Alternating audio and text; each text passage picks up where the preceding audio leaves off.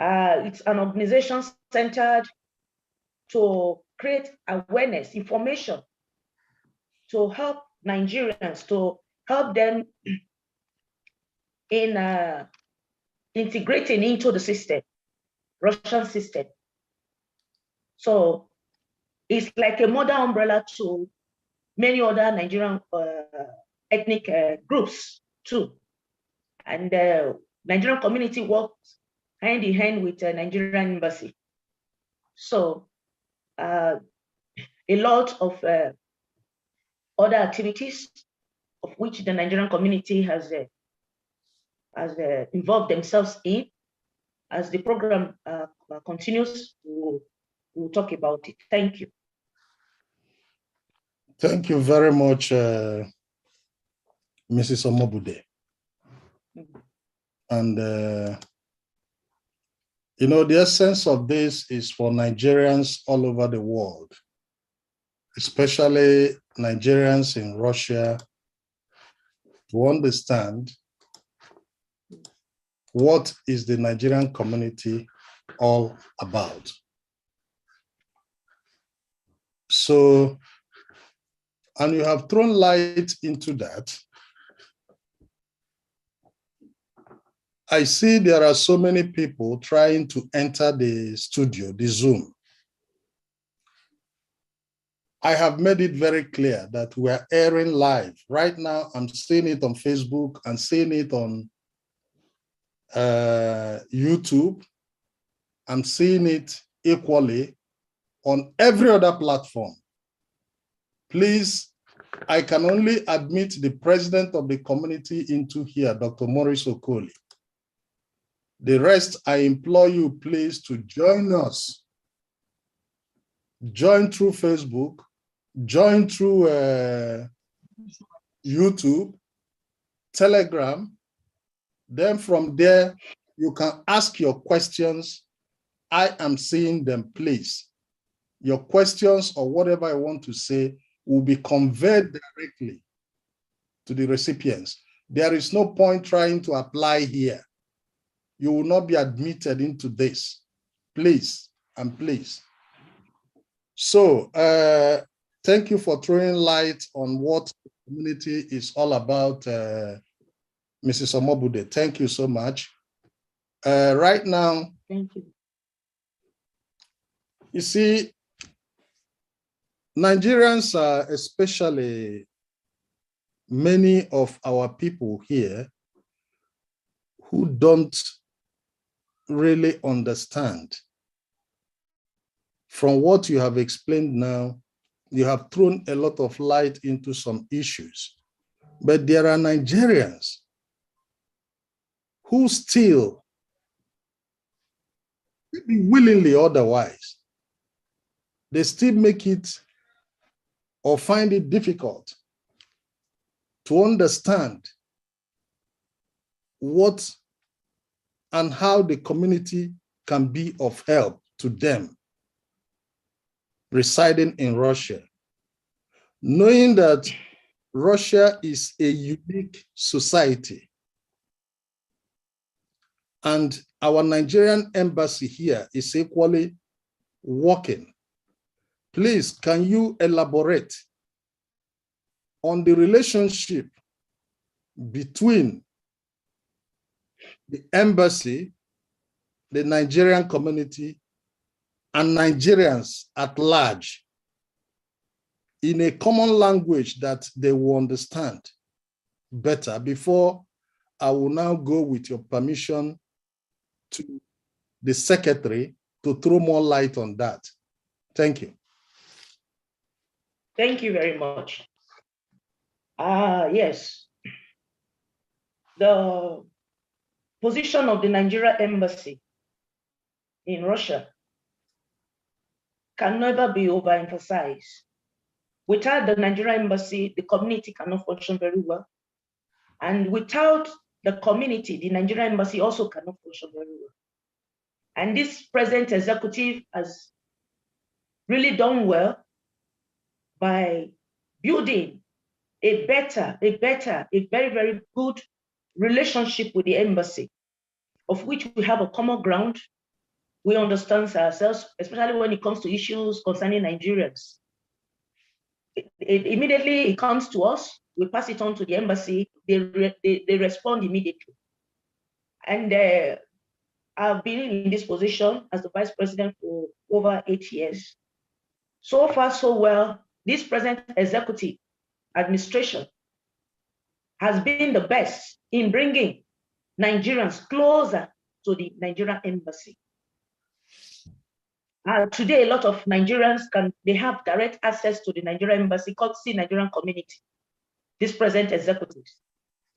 Unlike previous times where we have some issues and it's so difficult for some persons to go to the embassy because of lack of information. But this present executive, we made it understand, made the Nigerians to understand that Nigerian embassy is their home and they have the right to go there and they will be attended to. And that's exactly what has been going on. Nigerians, they go to the embassy and they are attended to. There are issues sometimes that do crop up when they are not being attended to properly, probably because of some issues that the embassy wants to know more. They want to find out if they are really in the right position, and they involve the Nigerian community. And immediately we come in, we work hand in hand with the Nigerian community, Nigerian embassy, and better results are achieved. So today, Nigerians can easily walk to the embassy and request for whatever needs, and they are granted. So I believe so far so well, my best knowledge, Nigerians right now, they are enjoying the comfort of the Nigerian embassy on issues, matters concerning consular services and also the passport officers, their offices. So especially the consular department has been doing so well, because I have had the opportunity to work with the previous one and this present one. The difference is very, very clear. The doors are open to all Nigerians, whether you are documented or you are not documented. Once you have issues, you book online and the doors are open for you. So far so well. These are a lot of things that we have done, and the present ambassador is also a father figure. He has been wanting to meet Nigerians for a very long time. He has been wanting to meet Nigerians for a very long time. The last 2 weeks or so, he called all Nigerians to his residence, and I believe he is prepared to listen to everybody. And thank God we're having a general meeting, which is coming on the 28th of this month, which is next Saturday, and he will be there. So he wants to see all Nigerians. He wants us to come out and he wants us to discuss on way forward. So far so well. So my best knowledge, Nigerians are really enjoying the status of the Nigerian embassy right now. The welfare departments are also working directly with the Nigerian embassy. There have not been any inch. There have not been complaint. The legal department, same thing. They are working directly with the Nigerian embassies. So myself and Mr. President, we have been in series of meetings with Nigerian embassy to discuss the concerns of Nigerians here. And each time we are attended to very, very well. And these problems or needs or the concerns of Nigerians, when we bring them to the table, we get answers, we get proper answers. So I think that for now, the Nigerian community, we are doing perfectly well with the Nigerian embassy. Thank you very much. And for all those who are still looking a way to enter this particular studio, please hang on, stay online. You will be brought in at the proper time. For now, please, the executives are just marshalling out their points. You pay serious attention to it so that you'll be civil in your questions if you're joining the studio. So please hang on. With time, you will all be admitted. Dr. Bugu, I will come to you. Dr. Bugu, you are the secretary of the Nigerian Community Russia. and the general secretary, and normally they say that the general secretary is the engine of an organization.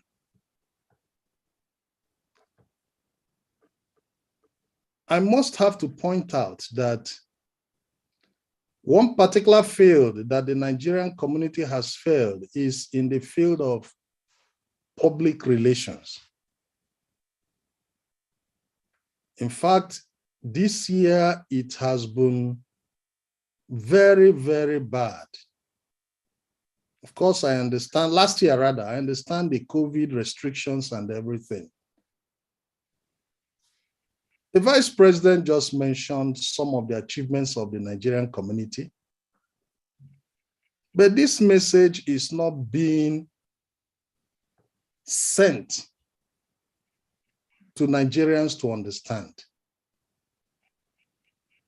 And why I had to come to you, knowing that you're the General Secretary, you should as well, in the absence of the ineffectiveness of the Public Relations Department. So I want to ask you, looking at your function as the General Secretary of the Nigerian community, how can you assess the work of the Nigerian community since your tenure in office? Thank you. You can unmute yourself, sir. Good evening, ladies and gentlemen. Good evening, very special thank you to Nze Ikay for inviting the executives of this honorable organization, Nigerian Community, NCR, abbreviated. I want to appreciate my other executives, our Honorable Vice President, the legal advisor, and then the Deputy Welfare. All other protocols observed. Let me continue with the existing protocols based on what has been highlighted by our Vice President. Nigerian Community Russia actually is an independent, non-governmental, non-profit making organization. And that is to say that this organization is dependent on subsidies and grants and assistance and aids we derive from individuals to run this organization. It's not a commercial organization in the first place. It's a registered NGO legal entity which can be sued and be sued. Let me take you people back to the history of Nigerian community ever since I've been a member, before I now become the General Secretary. Before then, I was the legal advisor for 2 consecutive years before I now took over the General Secretary of the organization. This suggests the fact that I have known most of the inner problem that this organization has been going through. I am conversant with what has been handling. And when I saw there were changes, those changes were really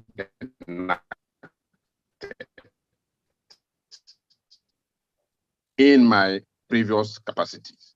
Now, getting down to how we could improve the loss of what is already on ground. This organization came on board, just like the Vice President has stated, last year. And within the period of this last year, I can tell you there have been tremendous changes, apart from what our Vice President has already stated here. And those changes are visible.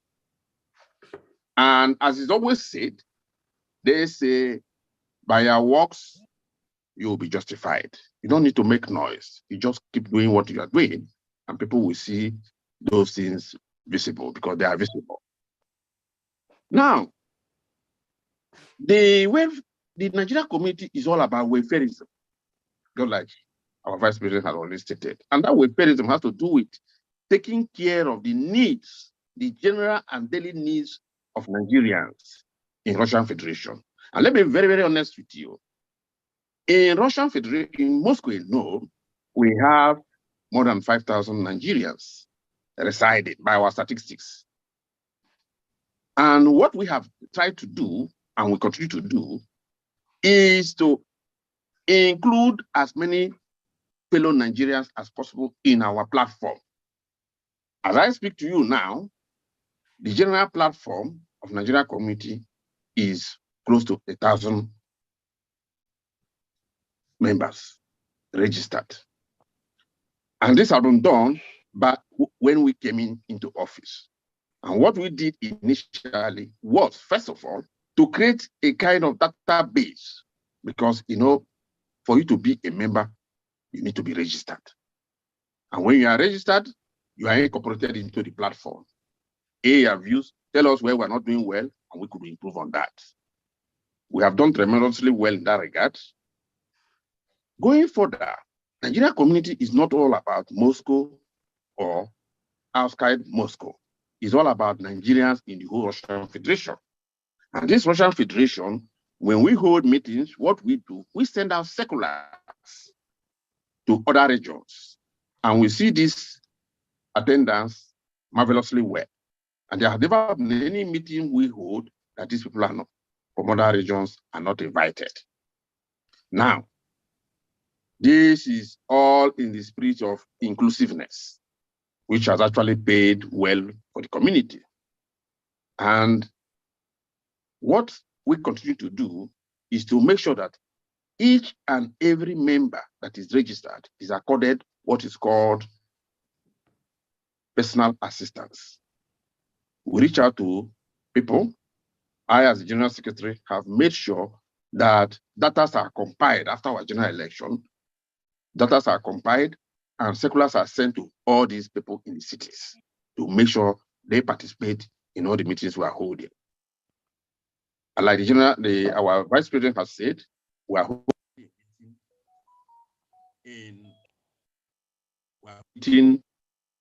in the next 1 week. And this meeting is going to encompass not only people that are staying in Moscow, but from other regions. And we're looking forward to seeing as many people as possible, whereby we can showcase most of these outlined achievements that the Vice President has already mentioned, and many others. The presence of the ambassador is already noted, and I'm not going to go back on that. He's going to give us a keynote address on key national issues as it affects the welfare of Nigerians in Russian Federation. Now, going further, you find out that Nigerian community or any other organization that exists like an NGO is a dual purpose if it serves. You help the organization helps you. And for you to do that, you have to be a member. So I enjoin all members, I enjoin every Nigerian to partake in these activities that we have been doing. Now, when we came in, we went further in addressing issues that Nigerians wanted to hear, creating what we call request assistance form, whereby Nigerians can be updated into telling us what are the areas where you feel we can help you. Put it in writing, we document it, so that by tomorrow, if you have any case, we'll be able to say, okay, so Nigerians will help based on his personal request, which was attended to or not attended to. And if they were not attended to, what were the reasons? It will be on record. Those records are in our file. There were many other things that we have also done. The health insurance scheme is on board, still ongoing, and we record a series of deaths here and there. We decided to introduce a cheap medical insurance to assist Nigerians in overcoming all these health issues. That much the welfare we see talk much later as he speaks. I'm not going to go further on that. We have also been able to assist Nigerians in other various ways that pertains their everyday life. And so I feel this organization has actually been doing well and continue to do well because we cannot but say that these things are not visible. They are really visible. And the only thing I want to tell Nigerians, my fellow Nigerians, is that they have to partake in this crusade. And the crusade is all about being part of this organization and following up. We entertain criticism because if we are not being criticized, we cannot even make the efforts. We cannot even overcome all the challenges that we know we might be facing. I believe that is quite in order. So most of these criticisms, we welcome them, we work towards them, and then we see how we can overcome them as well. I believe the issue of the public relations is something that is already being worked on. The General Secretary remains the nerve center and the engine of the organization, to whom much is given, much is expected. We're trying our best, and we feel the publicity will still be going on to really showcase and to really tell people that we have really done what we're still doing. So let me be stopping so far. There are still more to do, but I feel we will take some of these challenges as we move on. Thank you.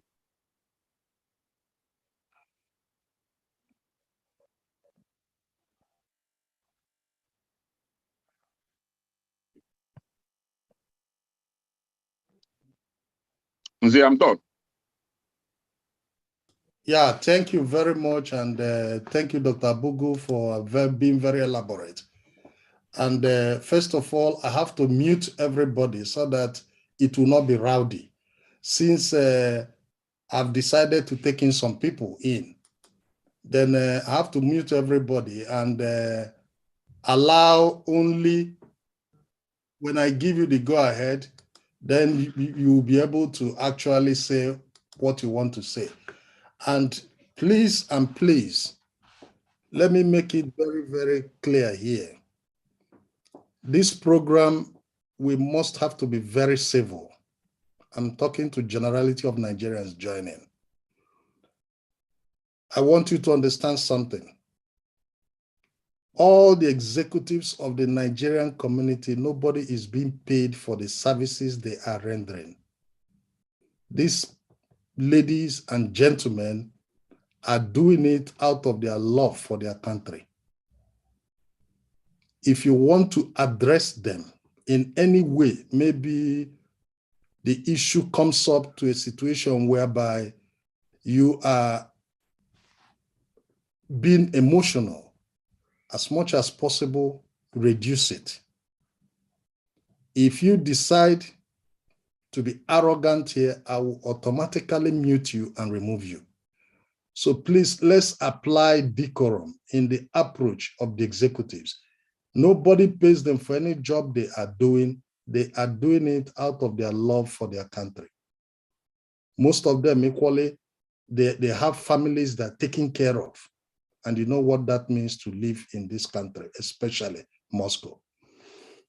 Howbeit, now, Dr. Aririguzo is the legal advisor of the Nigerian community.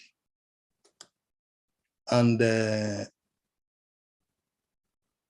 want to go straight to an issue we have at hand, because that issue has actually prompted a lot of unwarranted languages and addresses, with some people claiming to have been working better than the community. Some Nigerian individuals deceiving the gullible. So the issue has to do with a Nigerian girl who about a week or two ago died. We all know what that means, and we know the pain that is. But before then, by the statistics given from the records of the Nigerian community, in 2021, 12 Nigerians by official record died. 12 in Russia here. Some students, some of natural causes, some out of their own mistakes. Now, the legal advisor of the Nigerian community is here. And I want to ask him directly now. The Nigerian that died, Dr. Ariri, are you aware of the Nigerian that died last in the city of Ryazan? And what has the Nigerian community done or is still doing about the person that died? Why am I hammering on this topic? I believe there has been a lot of misinformations that aroused unnecessary tension amongst the Nigerian community of Nigerians living here, to the extent that some threatened to go to the embassy to protest. So please, clear this air now, once and for all. And for all those watching me on any social media, watching us here, please, you can send in your questions. Send in your questions. If you're not able to join us here in the studio, send in your questions, please. Dr. Ariri. Yeah. Thank you very much. Yeah, really on the issue, greetings to the moderator, Chief Nze, Vice President, Mrs. Toma Bude, our General Secretary, Dr. Bugu, Vice Welfare, Jack, I'm not seeing you here. So let me go straight without wasting time on the issues of the lady that died in Rizan City. So I was called. So I informed some of the executives. I traveled there. I saw things myself. I met with investigators. Wait a minute. I come here. I want to get it clear. You went to Rizan. Sure, yeah. I traveled there. And you met the investigator. I met the investigators. Continue, from investigation department, right from police to selection committee. So I met all of them. From there, I went to the hospital where the dead body was deposited. Dead body later transferred to another side. I went there as well. I saw things myself. I saw the dead body. You saw the dead body? I saw the dead body. Now, excuse me, Dr. Ariri. You see why I'm being very particular about this? Because Nigerians are being misinformed. There is a show that is being run in this country, and that show has to do with they collect Nigerians, assemble them together, and continue to misinform them. Somebody said that he is somewhere in Ojueleba, that when he comes, he will go there, he will do this, he will do that, and they were praising him. All the whole words were being condemned. They were condemning the Nigerian community. And you are standing here now to stand and tell the whole world that you went to Ryazan, the city involved, you met the police investigators, you even saw the dead body. You see, our people, please, everybody should clear his ears very well, and let's listen how the whole things are. Because this issue has raised a lot of dust. And I'm happy you are clearing it. Continue, sir. Okay, thank you very much. So I even traveled twice to Rizan on this issue. And I was supposed to be there today, but they asked me to come tomorrow. I said, okay, I'll be there. I'll change my program.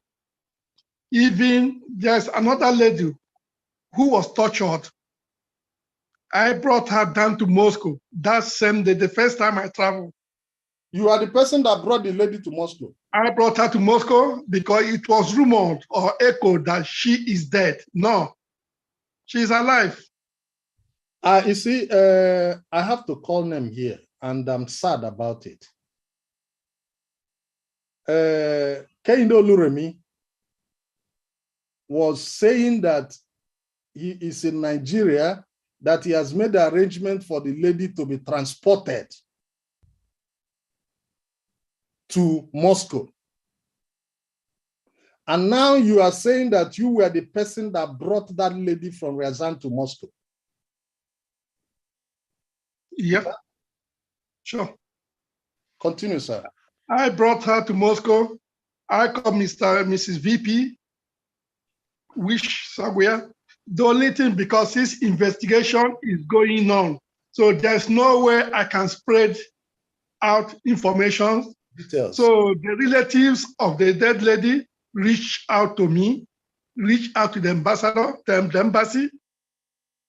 So they gave me the letter of attorney to handle the issues. So meanwhile, the girl will not be buried yet until we are through with the investigation. At least minimum should be there is a month, minimum at least a month, because I asked a lot of questions that have no answer yet. So tomorrow I can get full information, or at least based on that, steps to follow up. But as of today, this is what we have. That Kehinde moving around, giving fake information, I don't know, maybe temperament or misinformation, disinformation, or cheap popularization of assumed self-personality. So I can say, so Kehinde, what I can say that please you avoid spreading fake informations, because fake information move faster than reality. So everything you said have nothing, there's no truth in it.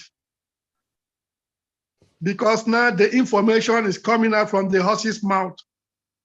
So I don't know whatever you want to add here and where the information is coming.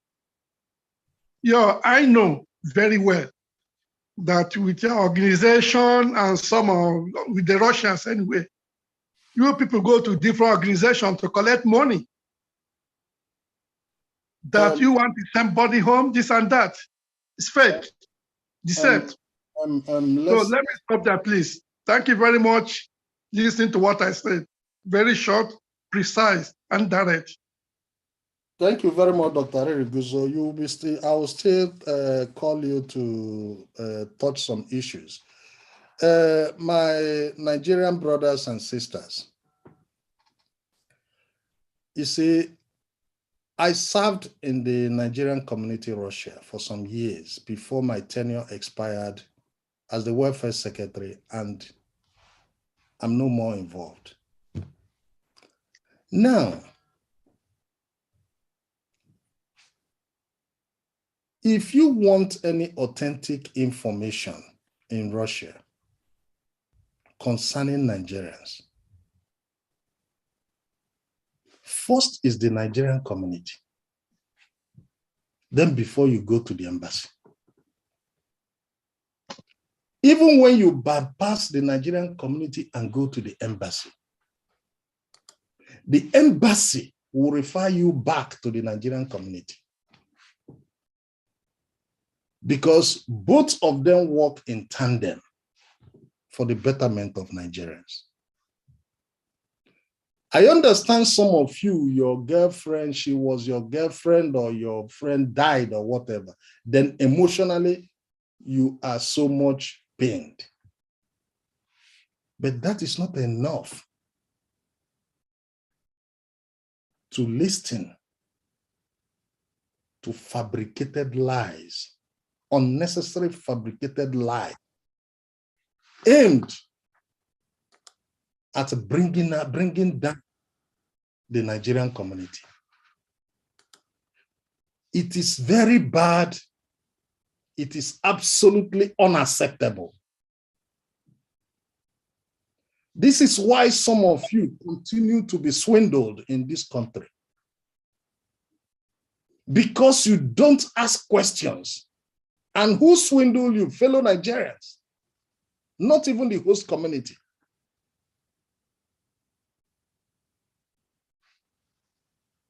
I'm very happy Dr. Guzo, the legal advisor, is opening this very clear. But we will still come back to that when it comes to question and answer. Now, I want to talk with the Deputy Welfare Secretary. The Deputy Welfare Secretary at the moment is here in Moscow. The Welfare Secretary is Mr. Chima Ahokanna, is in Nigeria. So the deputy here, who has been functioning in the absence of the president himself, of the head of the Department of Welfare, please, Mr. Joel Emeka Kingsley. Nigerian community, to my understanding, is all about the welfarism of Nigerians. Can you, in a nutshell, for almost 2 years, you have been sitting in this position with the Welfare Secretary, Chima Ahokanna. Can you enumerate, explain what the Welfare Department is all about for Nigerians to understand? And within this almost 2 years, what have you done in your department to better the lives of Nigerians in this community? Thank you.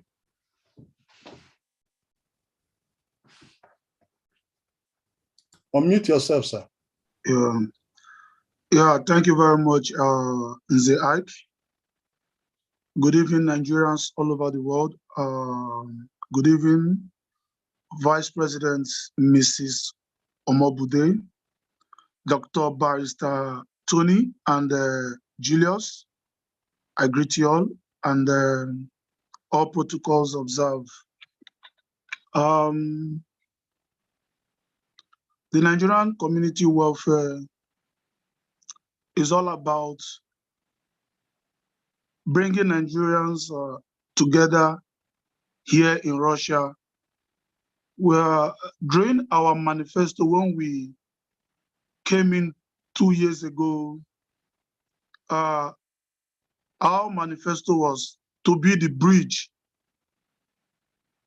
up to all Nigerians here, linking the embassies, the citizens, the secular world people, the students, and the businessmen and women. And in between these 2 years, we have created this long chain of communication between Nigerians here in Russia. As the Deputy Welfare of the Nigerian community, I've been privileged to talk to hundreds of Nigerians during this period. And on a daily basis, I speak to not less than 3 to 5 Nigerians, listening to problems going on. Is it health, some domestic problem, accommodation, documentation, legalization, and so on and so forth. That was the reason why we came on board, so that we can dispatch information from either from the embassy or from the country of host that we are, to keep our people safe. And in our achievements, in between these 2 years, we have drastically reduced the numbers of Nigerians being sent to deportation camp. At this, which I and our legal department stroke secretary, with the order of the vice and the president, we have liberated so many Nigerians, though we have no power to set them free, but we pursue cases, and those who are eligible to be free and released back to the city and states in Russia here, we are released. Those who were asked to leave, we are seen leave this country whole and hearted. This is a plus for this, for our welfare, reaching out to deportation camp, reaching out to small prisons all around. We get calls 4 a.m., 5 a.m. The host here has called me earlier in the mornings to go after cases, which we go and we bail them out. These cases are not free. There are no bailing that we do that is less than 25,000 ruble, financed by us from our pockets. This is an achievement. And being a patriotic Nigerian, we are not waiting for sponsors to give us this money. We do it from our own pockets. And we have not... I want to, please, you mentioned something. The welfare department finances on their own the release of Nigerians? Yes, sir, we do. The legal department is here. The secretary is here. They can testify on how many cases. You yourself, you have handed me no less than 3 cases which I went forth and paid some money to make sure they are represented legally at the courts and set free to return back to the city. Most of the viewers, they might be one of those citizens we've rendered help in setting them free here in Russia. So on our achievements, we try to bring in a lot of new formations where we created the request form, making every complaint that comes to the Nigerian community legal and acceptable so that we can have a file case, we can present it to the embassy, and every report case that has been written through our request form has been attended to. We've rendered assistance in our own little ways. We've also made sure, like the first speakers have said about our insurance policy. I can tell you we have helped the Nigerians here financially through this health insurance policy. Of recent, we saw our citizens go through surgeries that's worth over 350,000 rubles, was incurred by the little amount they paid for the insurance policy that cost 12,500 rubles. And this insurance policy covers all medical bills. And in the sake of death, the same insurance policy covers any expenses for either you want to send the corpse back home or being buried here. So those who has... let me come in here, please. Sorry to interrupt you. Okay. This insurance that the Nigerian community gives to Nigerians generally. Yes. This particular insurance, it covers health insurance. Health. It covers in case of death, the person can be taken to Nigeria. It's worth 750,000 insurance policy for an individual. 750,000 ruble. Yes, sir. That is enough to take even any about 4 bodies comfortably to Nigeria. Definitely. Now, this insurance policy costs only 12,000 ruble. 500. 12,500. Yes. Who is eligible for this insurance policy? All Nigerians with the Nigerian passport holders are eligible for this insurance policy. All Do you Nigerians. need to be legal in this country before you have it or not? No, as long as you have the Nigerian passport. As long as you're a Nigerian citizen. Definitely, here in Russia, you are entitled to this insurance policy. My people, I think this is very, very clear here. And for everyone to understand, there is need to have this insurance. It's health insurance for 12,500 rubles. This health insurance, in case of emergency, we are tired of burying Nigerians in this country. There is one now, may he so rest in peace, scheduled for burial by Saturday. He is a Nigerian. Our people, please, if you get this insurance policy, this one will be say, I get paper, I don't get paper. Even when you are illegal, you can still use it. And the hospital will accept you, and you quietly get yourself treated or go for medical checkup. You cannot be eating fufu every day from morning to night and expect to be healthy. Please and please, the code alone in this country is enough to make you bend your waist. Get this insurance policy. Some of you go to the nightclubs and buy Moet for 12,000 rubles. That is one bottle of Moet that is enough for you to insure yourself for 1 year. Just 1 year. In case of anything. This will not be say person go die. People will gather and start contributing money to take the body home or to bury the person here. Of course, I'm not praying for people to die. But then we should try to love ourselves. Continue, please. Yeah, thank you very much, moderator. And we have a lot of testimonies on this insurance policy.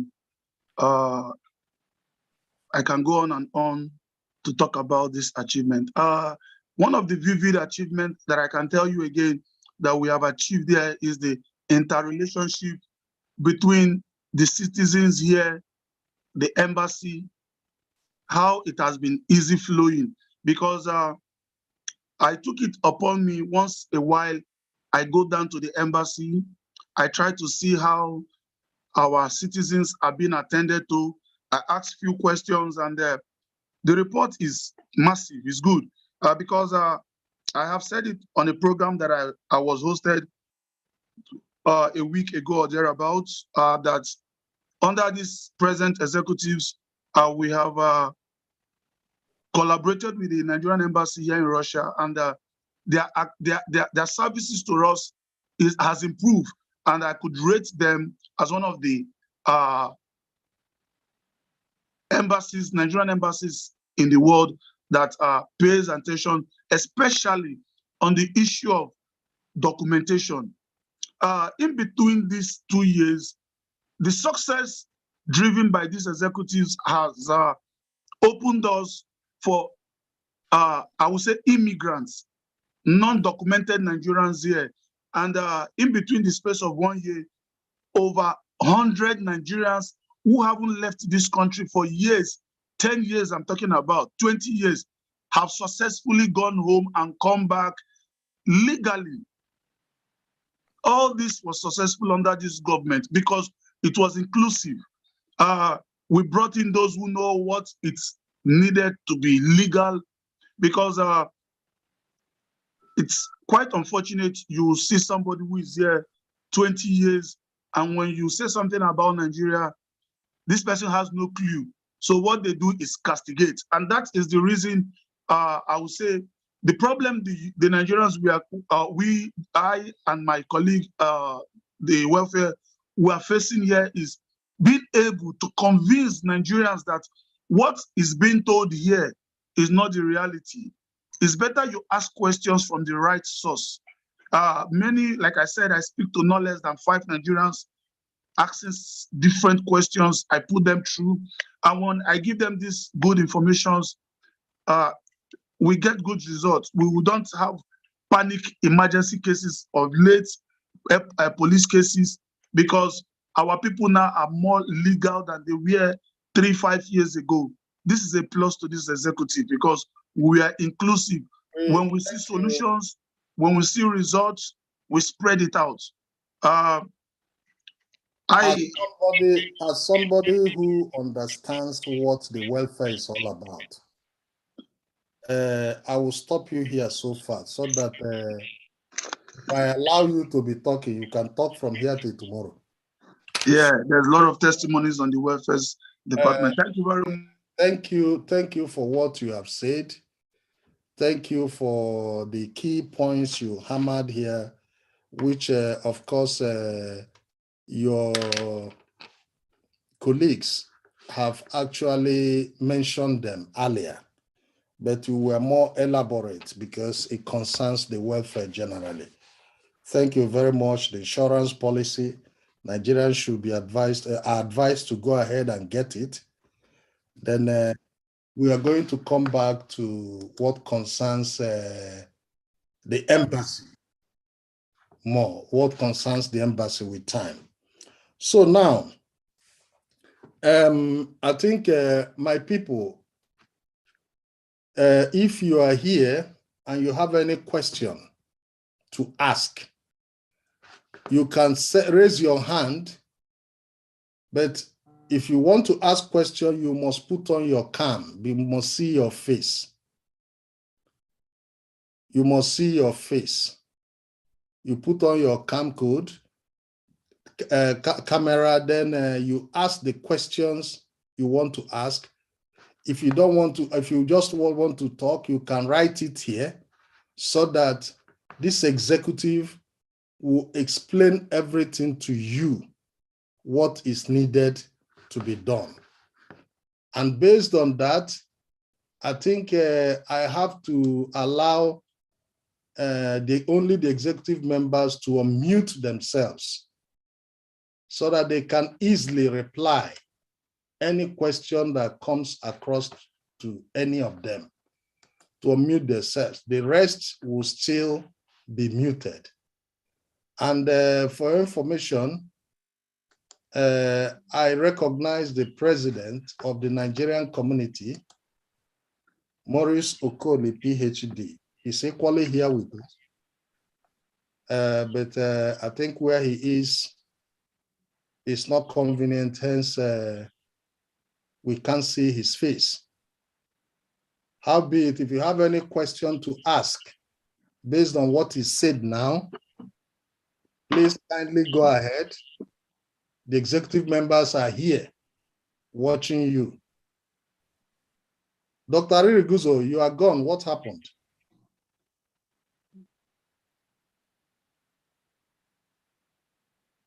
Any question?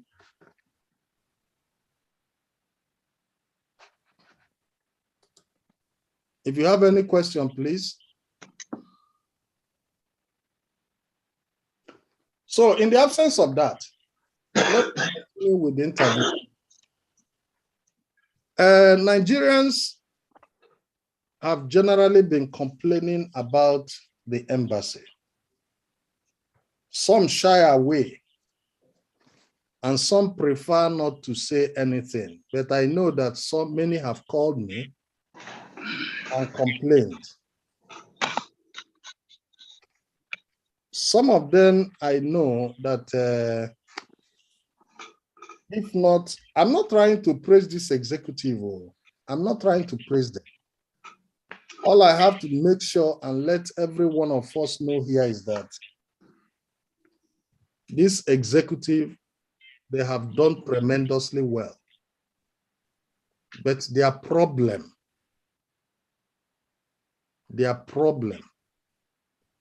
is communication to Nigerians.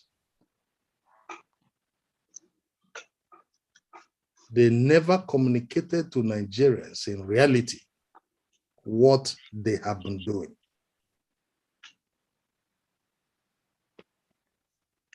They have, maybe out of annoyance, maybe out of anything, they keep mute.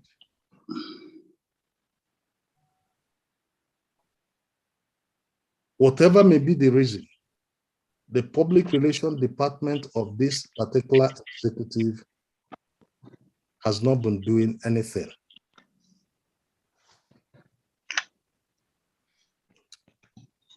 I want to ask something, Mrs. Omobude.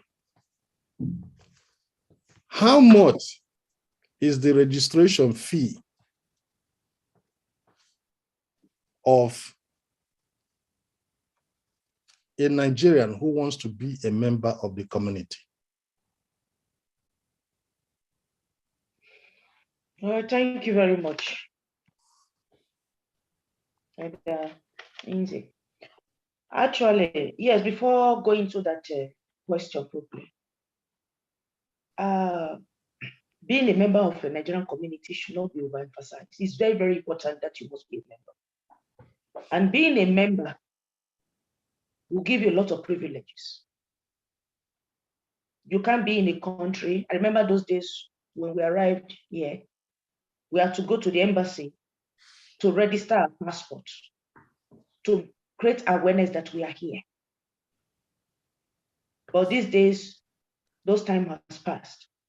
So, coming to Russia Federation, the first thing you should do is to align yourself to a community. And Nigerian community is the mother umbrella of all other organizations, which you have to come and register. When you register with the community, it is free of charge. You don't pay to be a member. Free of charge to register? Yes, it's free to register. My people, are you hearing it? Registration to be a member of the Nigerian community is free. It's free. It's free.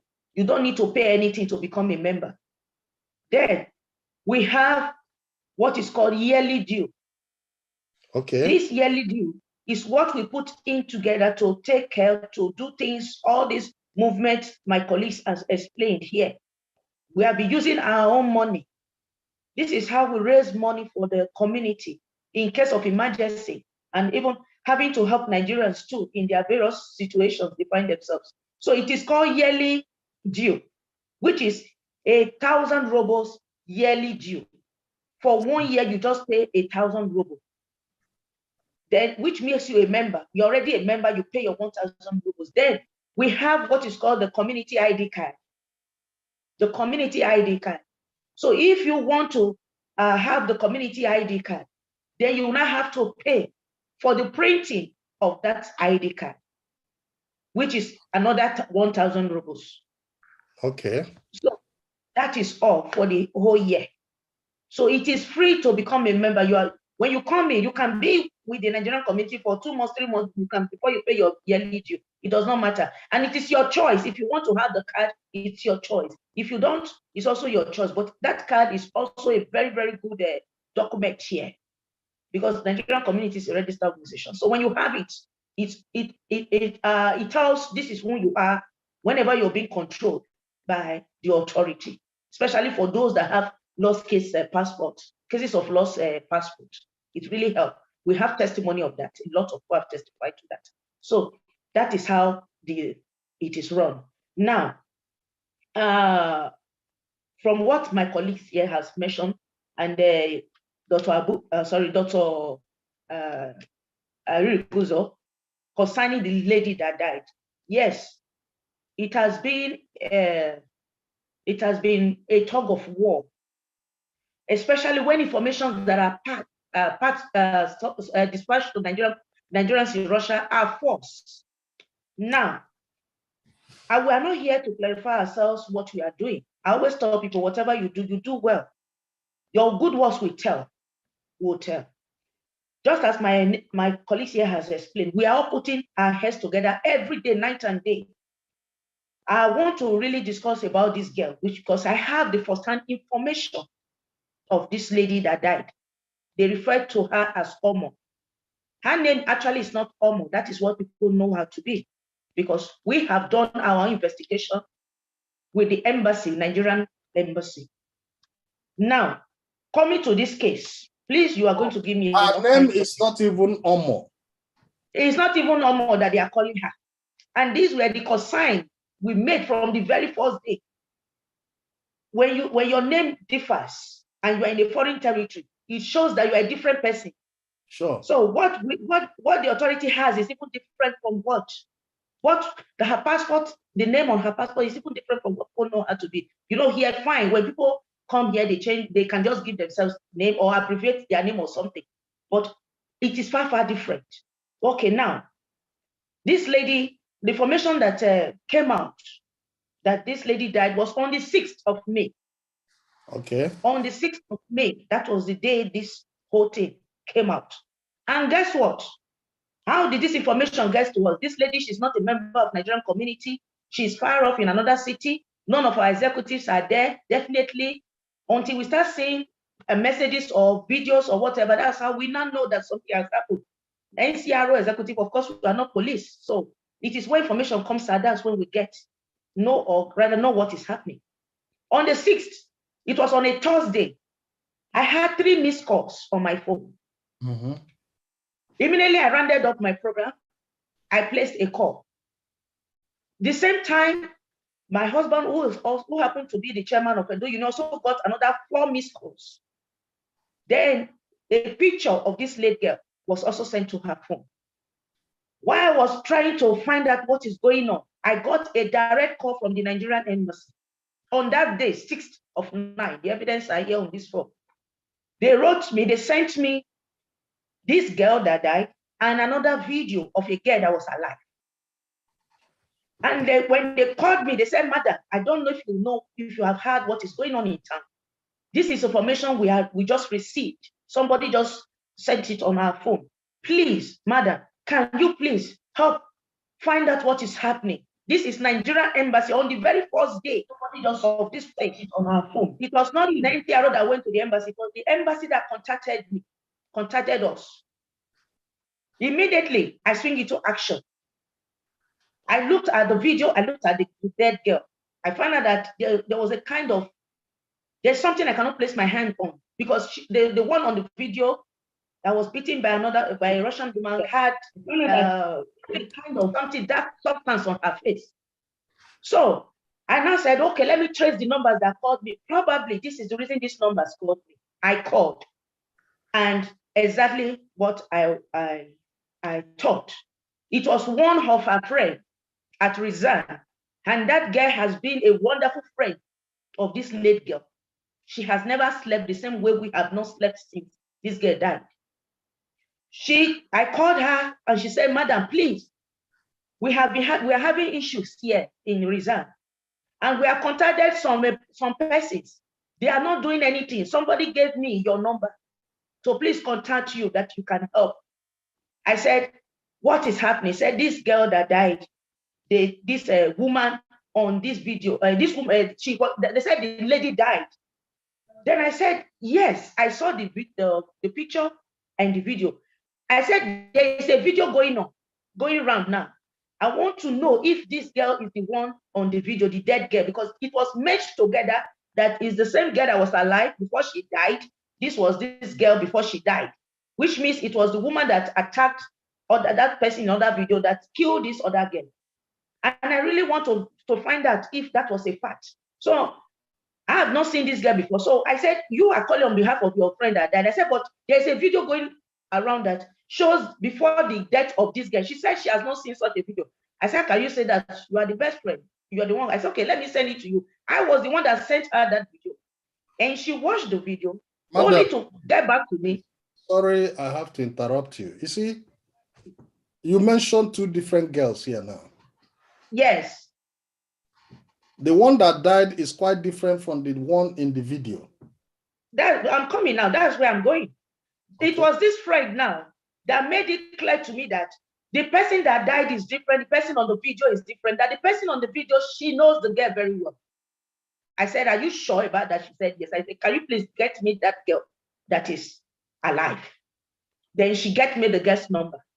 I called her and I spoke to her. I said, are you the girl on this video? That said yes. I said, you are alive. He said yes. I said, thank God for that. I said, what happened? She now explained what happened. That she had this video with her for the past 6 months. She had that video for the past 6 months. That when this girl died, it's also their friend. That she was so angry. She was angry and she decided to bring out the video, thinking, or rather suggesting probably this woman killed this girl. I told her, I said, that's a big mistake. That's a wrong move you just made. I said, it has caused problem everywhere because people are merging your video with the dead girl that you are the same person. I said, 6 months ago, you had such an attack and you never bothered to come out to us so that we can help you. I said, these are two different cases. Your video with this lady can be, we can help you to get justice for that. I said, but you bringing out this video to say, now people are not merging these two things together. I said, that's another problem. And I told her, I said, your life is at risk. Your life is at risk. Because if this woman eventually sees what is going on, and she did not actually kill this girl, she's going to come after you. I said, if you want to come to Moscow, I will get you a place. I will prepare a place for you where you can stay. Even if it is 2-3 months, you can stay there, hide your head until we find justice for the girl that died. Wait. You even initiated to protect her from the beginning. Of course. I think she should be online because I told her to be online today. The best friend of this same girl, I told her to also be online. I don't know which part they have, maybe Facebook or something. I don't know. Is she here? I don't think so. She's true. I don't think, maybe on Facebook or something. But I told them to come online because these are people that Nigerians, they've not spoken to them. Many of them don't even know them. They don't even know them. So immediately after that, I got back to the embassy. And the embassy, of course, they were interested from the very first day because their fear was that this girl that is alive, actually she was killed. This is her video before she was killed. So I have to get back to them that, look, this is 2 separate bodies. I have spoken to that girl. The same thing, the embassy said, please, madam, if she's not safe, can we bring her down to Moscow? I say, yes, we can do that. So I played that with her. I told her, I said, please, if you want to come, she told me that she's very fine, that she's not going out. She's very fine. So immediately we entered into the lady that died. Immediately we contacted the family. I looked, the 2 other guys from Rizan, they contacted me. Through them, this best friend of ours, gave me the family's number. Immediately I contacted the family and I spoke to the family. I told them to be patient, that whatever happened to their daughter, we are going to get justice for her. So I told the family, I said they have to address the embassy. They have to create awareness. The embassy should be aware from the family because this is a lady that died. Now, we just, Prince knows her to be in Nigeria. There is no documentation that shows that she's even in Nigeria. Nothing. I said, so you, the family, I want you to quickly write to address the embassy that you are the family. So they will not know that, oh, it's even a Nigerian person that died. Because yeah, in this country, you don't just do things the way you like. Everything is documented. So immediately the family, they put up a write-up and send it straight to the embassy. And the embassy returned back. They addressed the case with the sister and everything. So at the end of the day, the embassy requested that they should bring this girl on the video. So which Dr. Julius, also the family contacted him and he was to go to Liaison that day for the investigation something. So I just called him. I said, please, I told the girl not to use transportation for her safety, that she should remain in her house. That I'm going to ask Dr. Julius to come to her house and pick her up. And Dr. Julius drove to her place, pick her up in Liaison, bring her to Moscow, and I got her a place where she stayed. How come Kehinde is claiming all this glory? I don't get it. What is happening here? Okay, so Madam, hold on. You see, it's sickening. It's not sitting that somebody can just sit down and be deceiving people. If you see the way he was showing on Don Zubi's show that he's under the bridge in Ejuelegba, people were even feeling for him and say, look at this man, so concerned about Nigerians. He's under the bridge in Ejuelegba. Yet he was telling them and all. Why? Why all this? Why all this deceit? What is he gaining doing this kind of thing? And why is it that the Nigerian community is allowing him to continue doing this kind of harm?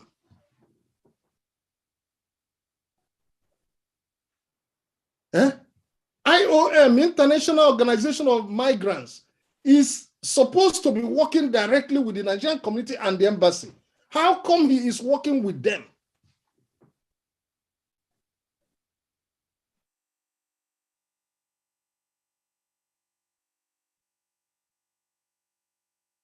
Can I continue now?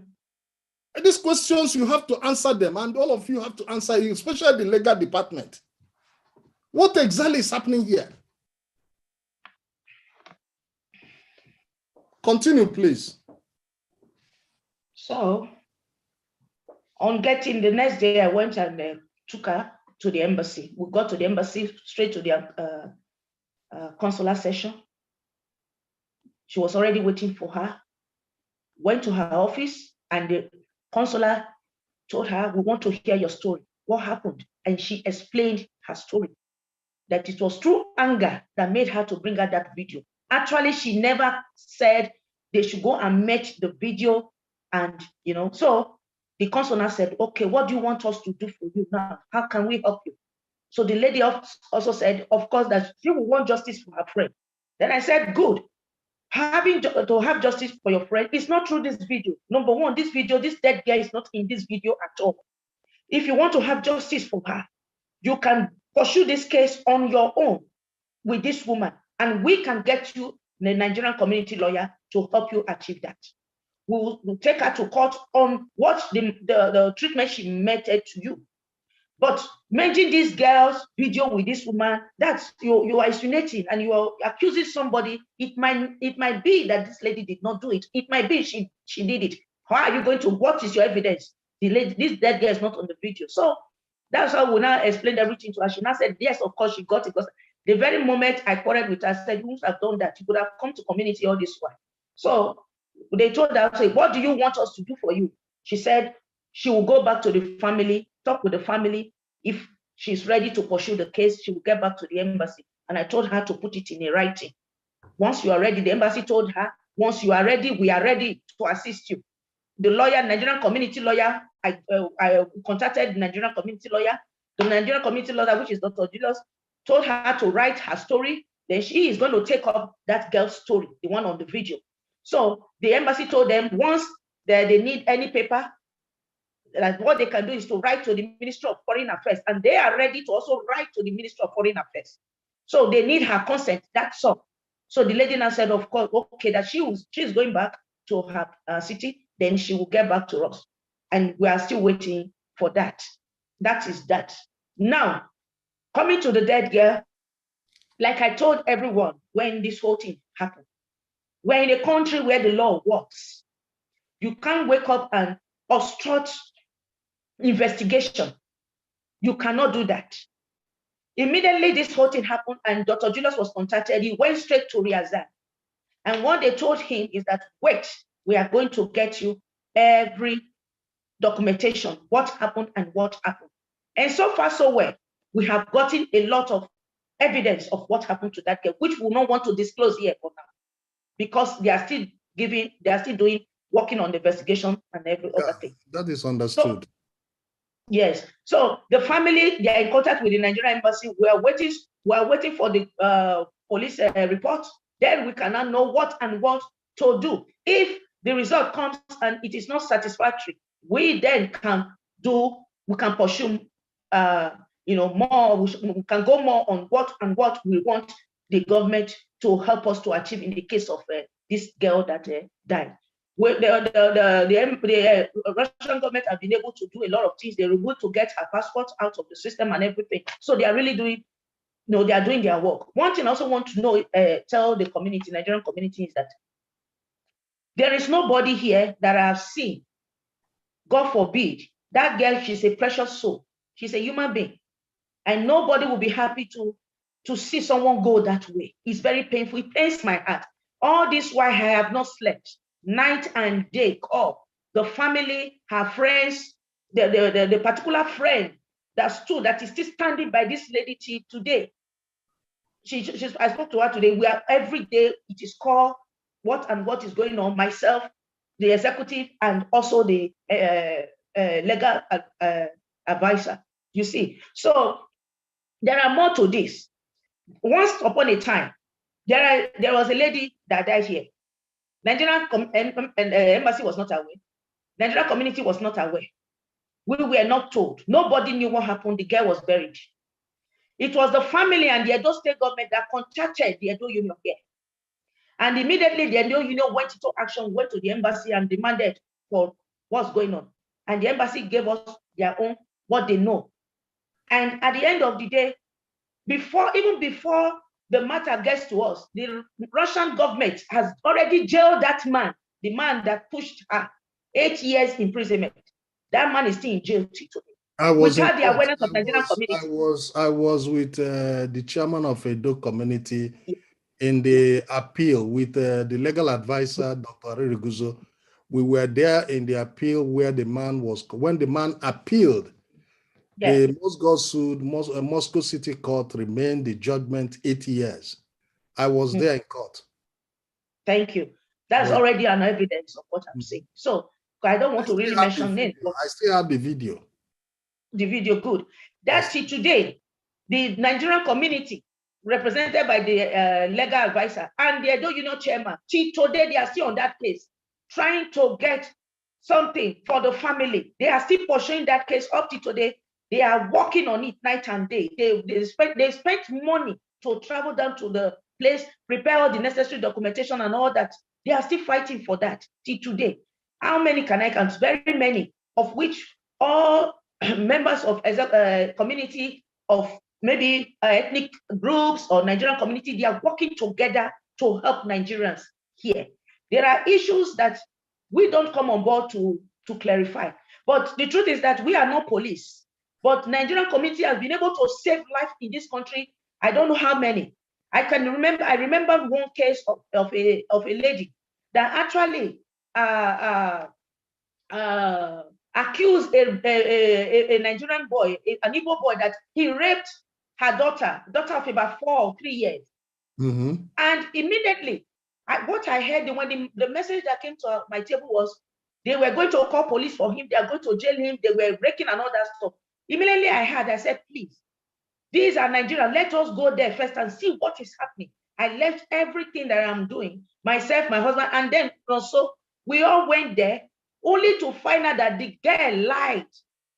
Can you imagine? Also brought out his money to do all the hospital examination.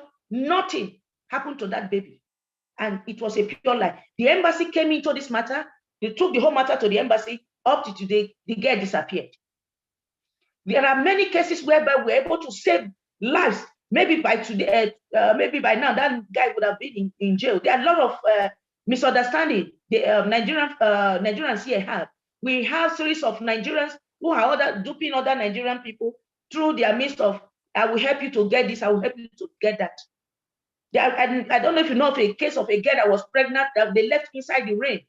It was myself and the Nigerian Embassy that also resolved that matter. But should we come to online to start telling everybody this is what we are doing? No. Once you are in a territory, you don't have a father, you don't have a mother. What do you have? You have your Nigerian Embassy and Nigerian community. It is a must. You must be there so that you can know what is happening. And when you have issues, that is where you can really get original, authentic solution.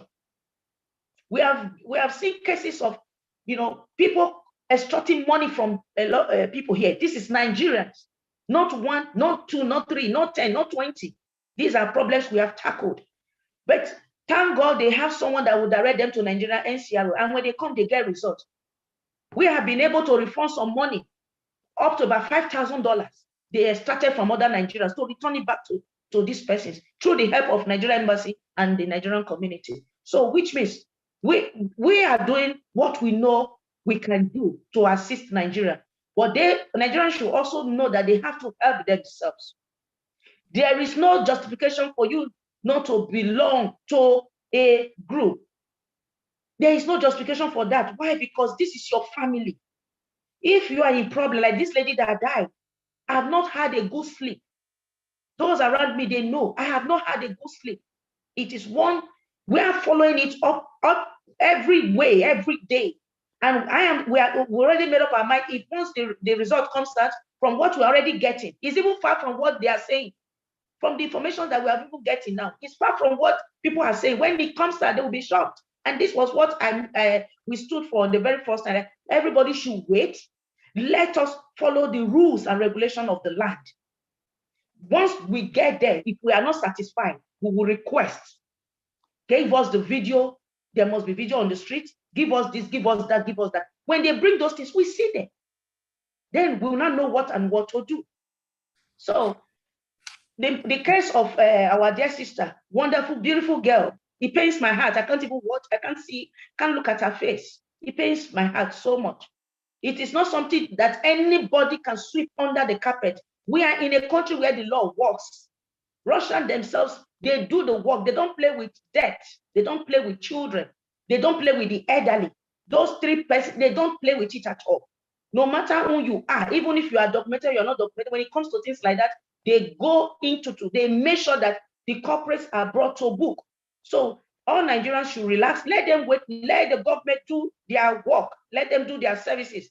Once it's rendered to us, we will bring it out. What we don't want, what we don't understand, we ask questions. What we don't like, then we can move. We can go ahead. We can take the case to court. Our legal advisor is ready to do that. After all, the family also has given the legal advisor the right to follow up the case. The letter has been written to the embassy on his name to follow up with the case. And the embassy has immediately issued that letter to him. Immediately. They didn't waste one time because they are very, very interested in this matter. Power of attorney. Yes, for him to go to follow up this case. And that is exactly what you just heard. By tomorrow, he's going there for the third time. Thank you very much. Thank you, Mrs. Omobude. I am so impressed that for this single death, at least the Nigerian community, you came out full force to really sort it out. Now, has there been an autopsy report on the girl? I know it might not be, there are some informations that you might not get. I'm asking you might not like to reveal. I'm asking the legal advisor, you that was there, has there been an official autopsy report? Meanwhile, no, because I was told to bring along the letter of attorney from the embassy. Okay. So when I called today, they say I should come tomorrow. I have to ask you another question that you might not like. I might be against that might interfere in the investigation. What is your opinion? Was the girl killed? Well, You have a right, I have a right to decline. I cannot say yes or no. Thank you. So, we have so many other cases, especially the girl that is still surviving. From her words, she is trying to say, pointed out that there is a woman who was detained in connection with this girl's death and later released. Can you throw more light on that? You mean the girl that's on the one on the video? Yes, the girl on the video. Madam VP, it's not for you. I'm talking to the legal advisor, please. Okay. Yeah. You have a right to say, you have a right to decline what you feel. Yeah, I know. Because the lady walked with the mother and she moves along with some criminal elements.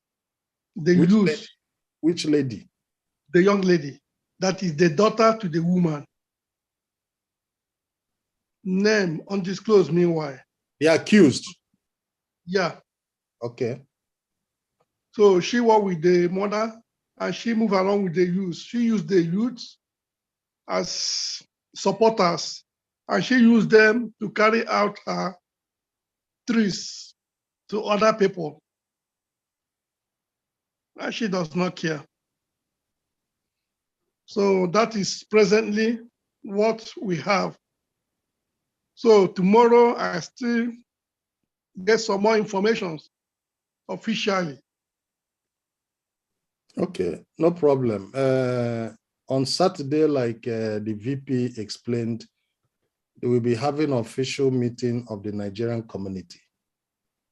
Of course, I'll be there at the physical meeting, but if you guys will not mind, there are some issues too that I will really solicit that we'll start making this more of quite often, at least once a month or once in 2 weeks, for you people to come online with me and brief Nigerians so that Nigerians will understand more what the community is doing. Meanwhile, all those watching on Facebook, watching on YouTube, watching all over the world, I implore you, please, even those that are here in the studio with us, if you have any question for the executive, please raise your hand, put on your camera and ask the question. If you have any question, raise your hand, put on your camera and ask the question, any of them. We have Madam Vice President, Mrs. Omobude. We have the president, who is equally here online, but his camera is not shown, Dr. Maurice Okoli.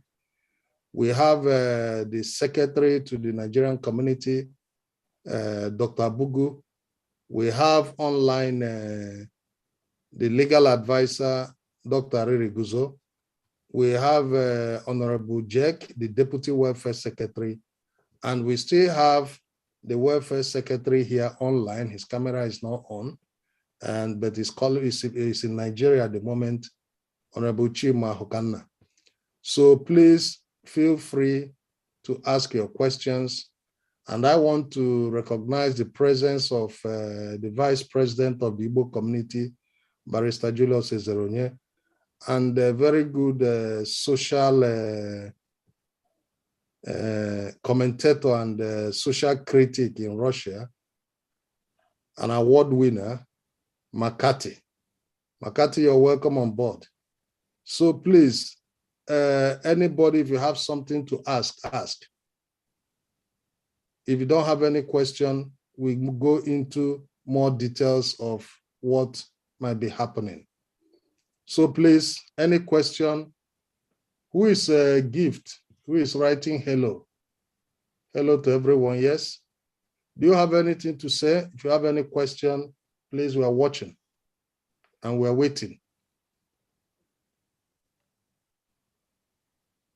As it is, in the absence of that, now, Dr. Bugu, you have enough experience as you and I, we are born in this Nigerian community since time immemorial. And as veterans of the Nigerian community,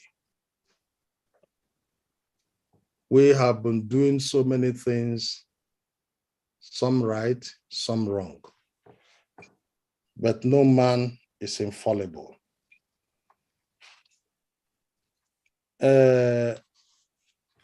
Every day we go to the embassy, somebody like me, when we go to the embassy, I am forced to be paying for the car park in front of the embassy there, which is costing me close to 400 rubles. If we check the rate it is, it's about $5 to $7 per hour. And if we calculate what it is in Nigeria, if I call the amount in Naira, people will say if I'm mad. Before, Nigerians were allowed to park in front of the embassy. But for the past 3 years, that opportunity has been denied. And our money continues to go. As the secretary of Nigerian Community, have you written an official letter to the embassy showing our disdain for the wasteful expenditure we're making there, an expenditure we can easily avoid? That is one. Secondly, Nigerians, when they enter the embassy, all their electronic gadgets are confiscated, especially telephone. All efforts to actually explain has been falling to deaf ear. Is there a way the Nigerian community today can actually join, write an official letter to the embassy, whereby Nigerians should be allowed to have their telephone inside the embassy? Maybe it should be switched off, because when I went to South African embassy here in Moscow, all I was told was just switch off your phone.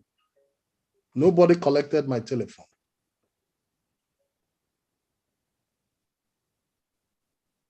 But Nigerian own is different. So what do you say to that, please? Dr. Bugu? Yes, thank you so much, Honorable. You are off again, please. Yeah, go ahead, sir. Okay. Can you hear me? Yeah. Very good. Thank you so much for these two important questions that you threw in. I must be honest with you, these questions have been bothering us since we came into office. And as you rightly pointed out, in our past administration, we fought tooth and nail to see that this problem was rectified or resolved. Simply put, it was a tug of war during the era of GAFI that this car park issue, we even made several visits, if you remember.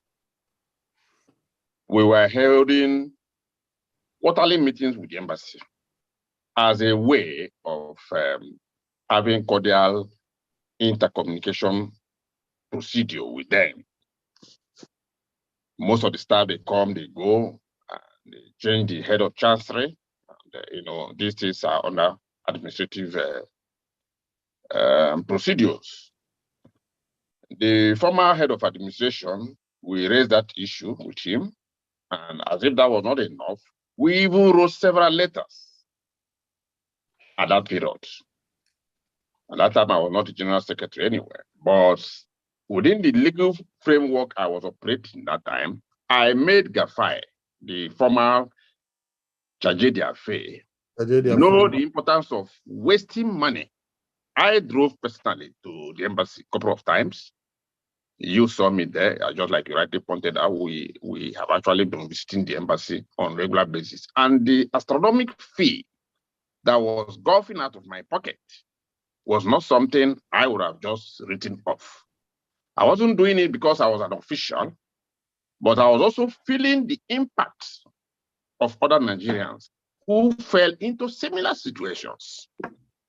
And so that was the essence of that meeting we had severally with the then Chajede affair.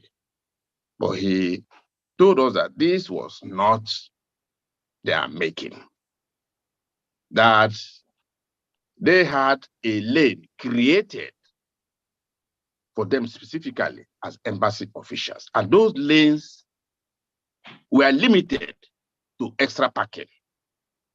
We never felt that reason was good enough. And then we told him that majority of the embassy cars are parked inside the car park. The embassy has a car park. And so there are two lanes there, the paying slot, and then the one that is close to where the policeman stays, which is the left-hand side. And so what we told him is that 2 spaces or 3 spaces, those spaces that are within the left lane, you should leave it for visitors. But he kept promising us that he was going to look into it, which he never did. The pressure was much on him that later on he now told us openly that there was nothing they could do, that this is an official statement from the Moscow city government.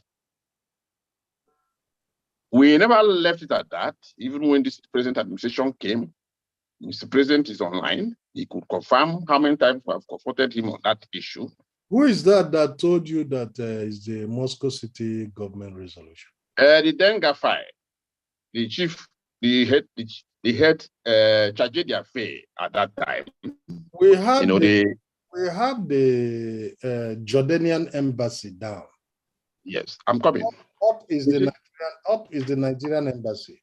Yes. When you come to that embassy, the Jordanian embassy, they can park cars in front of their embassy. Exactly. But in the Nigerian embassy, the sign of parking is marked, which means don't park. And they mark the yellow line there. Which if you park there, you pay a fine of 5,000 rubles. That's exactly what I'm trying to explain. How come that they won in Jordanian embassy, they can park, and the Nigerian embassy, Nigerians should not be able to park, but rather will be spending our money? Exactly. That's exactly what I'm trying to tell you. The Jordanian embassy you are talking about, I have a colleague who finished with me in MKU that is working in that Jordanian embassy, and I even went as far as getting down to him, is Mohammed, his name. I went as far as asking him how they were able to secure this area that is free, while our closest embassy that is near you people cannot exercise the same privilege.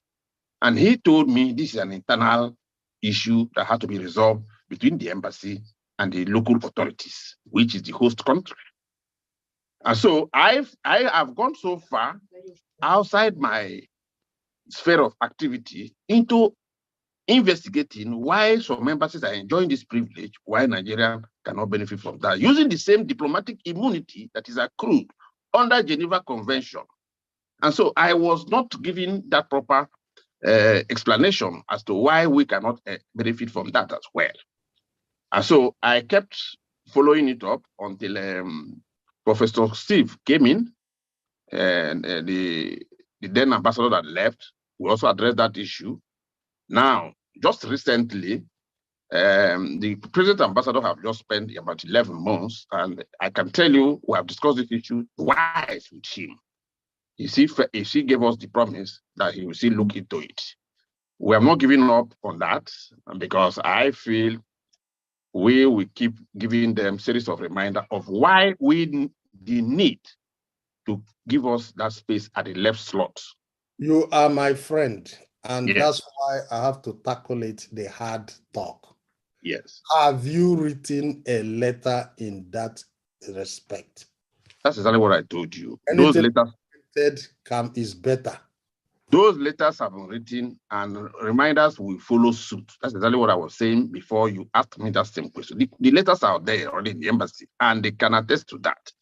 Correspondences, outgoing and incoming, are in our files. And when the time comes, they will be showcased. There is nothing like oral conversation. Fellow Nigerians here, You hear the secretary to the Nigerian Community Russia making it very clear to you all that the issue of you paying money in front of the embassy to park your cars, that he is working on it assiduously and believes that the problem can be solved as soon as possible. Dr. Bugu, please, I ask you, follow up with a reminder. Next time we come up on this network, this platform again, you will still elaborate more on that. Thank you so much. Take more of your time. Now, the issue about telephones that that's exactly what I want to talk now. Yeah. Yes, on the electronic gadget being confiscated upon entry into the embassy. Yes. You even went very far on South Africa. I have been several times to U.S. Embassy. Nobody took my phone. I'm not talking of other embassies that I've visited personally. And this has been a thorn in the flesh of the Nigerian community to really sort out. We have started this battle right from the era of Gafai again. He vehemently told us that if I was the person that initiated these things, if I was the person who constructed every gate in that embassy, all those exactly. Doors, the man constructed gate everywhere. I don't know what he's running away from. Yes. So you can see that these issues are issues that Nigerians want to be hearing updates as to how it has actually gone. You see, they sit down in their comfort zone, they will feel nothing is being done. I remember how many times I personally called GAFA, even before this issue generated into quarterly meeting that we initiated. It was Nigerian. I keep saying it. I keep maintaining. I keep telling you people. Your problem is that you're doing a lot of things, but you're keeping it to yourself. If you don't tell the people, how can they know? Yes. The PRO is doing nothing, sitting down. Yes. You see, we will work on that. In the absence of the PRO, you as the secretary should double the work. Exactly. Basically, you might, I will come into that because I will use one stone now to keep two birds. Basically, what I was telling you was that this issue of electronic gadgets being confiscated in the embassy has become a general issue that we have discussed severally with several ambassadors. Before even Professor Steve Uba left, that issue was also addressed. Now, currently, and I can tell you, 6 months upon arrival of the current ambassador, Professor Shehu Abdullahi, the current ambassador, he can testify when he'll be coming on Saturday, how many times we have raised that issue. We have discussed it with him also. And we have unanimously agreed that this issue will be revisited as much as possible because Nigerians are not really happy. There are a lot of business calls people miss. We even suggested the issue of switching off the phone entirely or maybe putting it on silent, but taking it away completely, they now told us the same thing, that this is a national instruction from Abuja, foreign minister. And this is actually, we told them that no Nigerian had become a threat to his own embassy. You understand what I'm saying? But you see, what we can do is to still keep writing, making them realize the fact that Nigerians are not really happy with this development. And the earlier they settle this problem, the better. We are not really waging any war, as if it's going to be a forceful demand, but we're just trying to let them know what we are losing, what Nigerians are losing, having their phone confiscated or even switched off because there's no way, there's no time you can go to that embassy, you spend less than 2 hours. Sometimes you end up spending more. It's even recently, the current ambassador is now making it easier that if you spend more than 2 hours in the embassy, exaggerate the problem to him. This just came up in the last meeting we had in his residence, where he made it publicly that all issues or matters should be treated within the range of 2 hours. But within 30 minutes, somebody can even lose a business that can fetch him more than $1,000 minimum. Thank you so very much. You can see how these things have been touching us, but we have been pursuing all these cases vehemently so that we want to really be assured that Nigerians see get back to, because they have been exonerated of their civic rights to reach out to, communication. I mean, it is information technology. And I feel there are better ways we could handle this. Not necessarily, confiscating gadgets from people. And most of the people that are coming, you have businessmen, you have students. As a lawyer, can the embassy be sued? Well, I don't. Embassy cannot be sued because they have diplomatic immunity in the first place. Legal advisor, what do you say? Can the embassy be sued in this respect?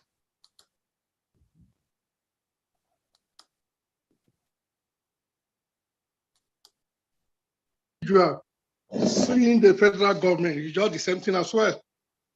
So it can be sued. So at least Nigerians in Russia, you can sue them. I think I wanted to finish. The president, you've not finished there. Go ahead. No.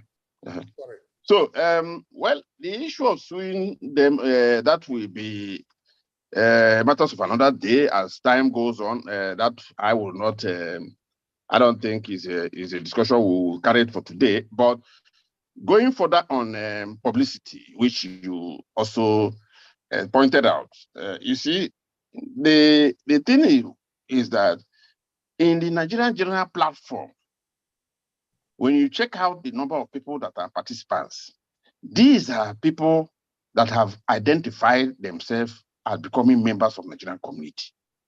And those ones that have not yet identified themselves, they are not kept up to date.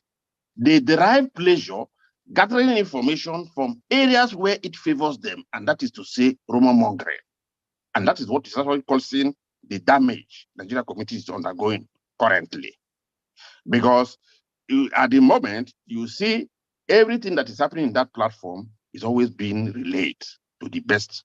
Of course, the secretary with what is really happening is always relaying information in the general platform. Some people make this general platform an avenue for advertisement. So there are a lot to be done in that platform because they come there, they advertise their business, and you tell them just pay 1,000 rubles for annual dues, they will exit the platform. So you see, the problem with Nigeria is that they fail to pursue what is important, but they are interested in their own. This is egocentric approach to issues.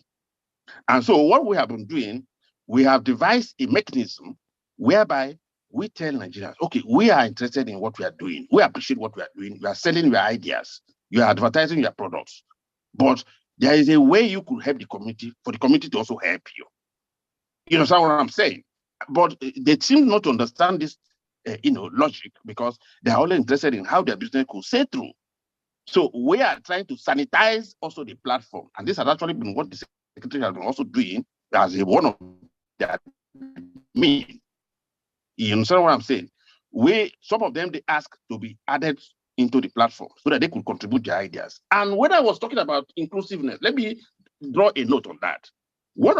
This is city where this incident happened. What really happened? They also called me. And one of the students that called me is a medical doctor.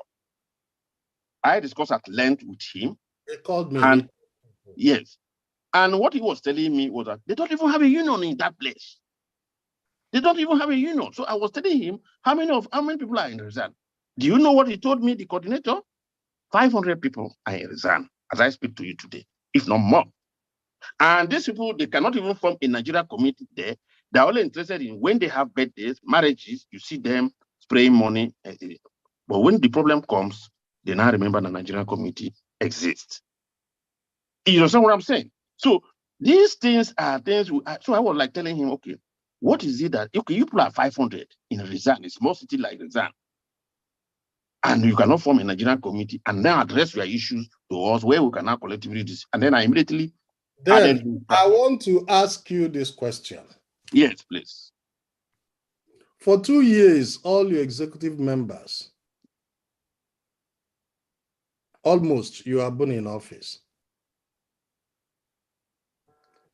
How many towns or regions in Russia Have you people actually visited where Nigerians are located to explain to them the need to start off a Nigerian community?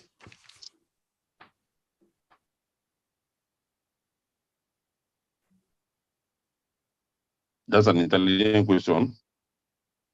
We when you are talking about 2 years, you see, I can understand from where you are coming in. I'm just speaking, since the question is a general question to the whole executive, I will speak my mind, and if any other person wants to contribute. Go ahead, the president is here, he's raising his hand, so let's be fast.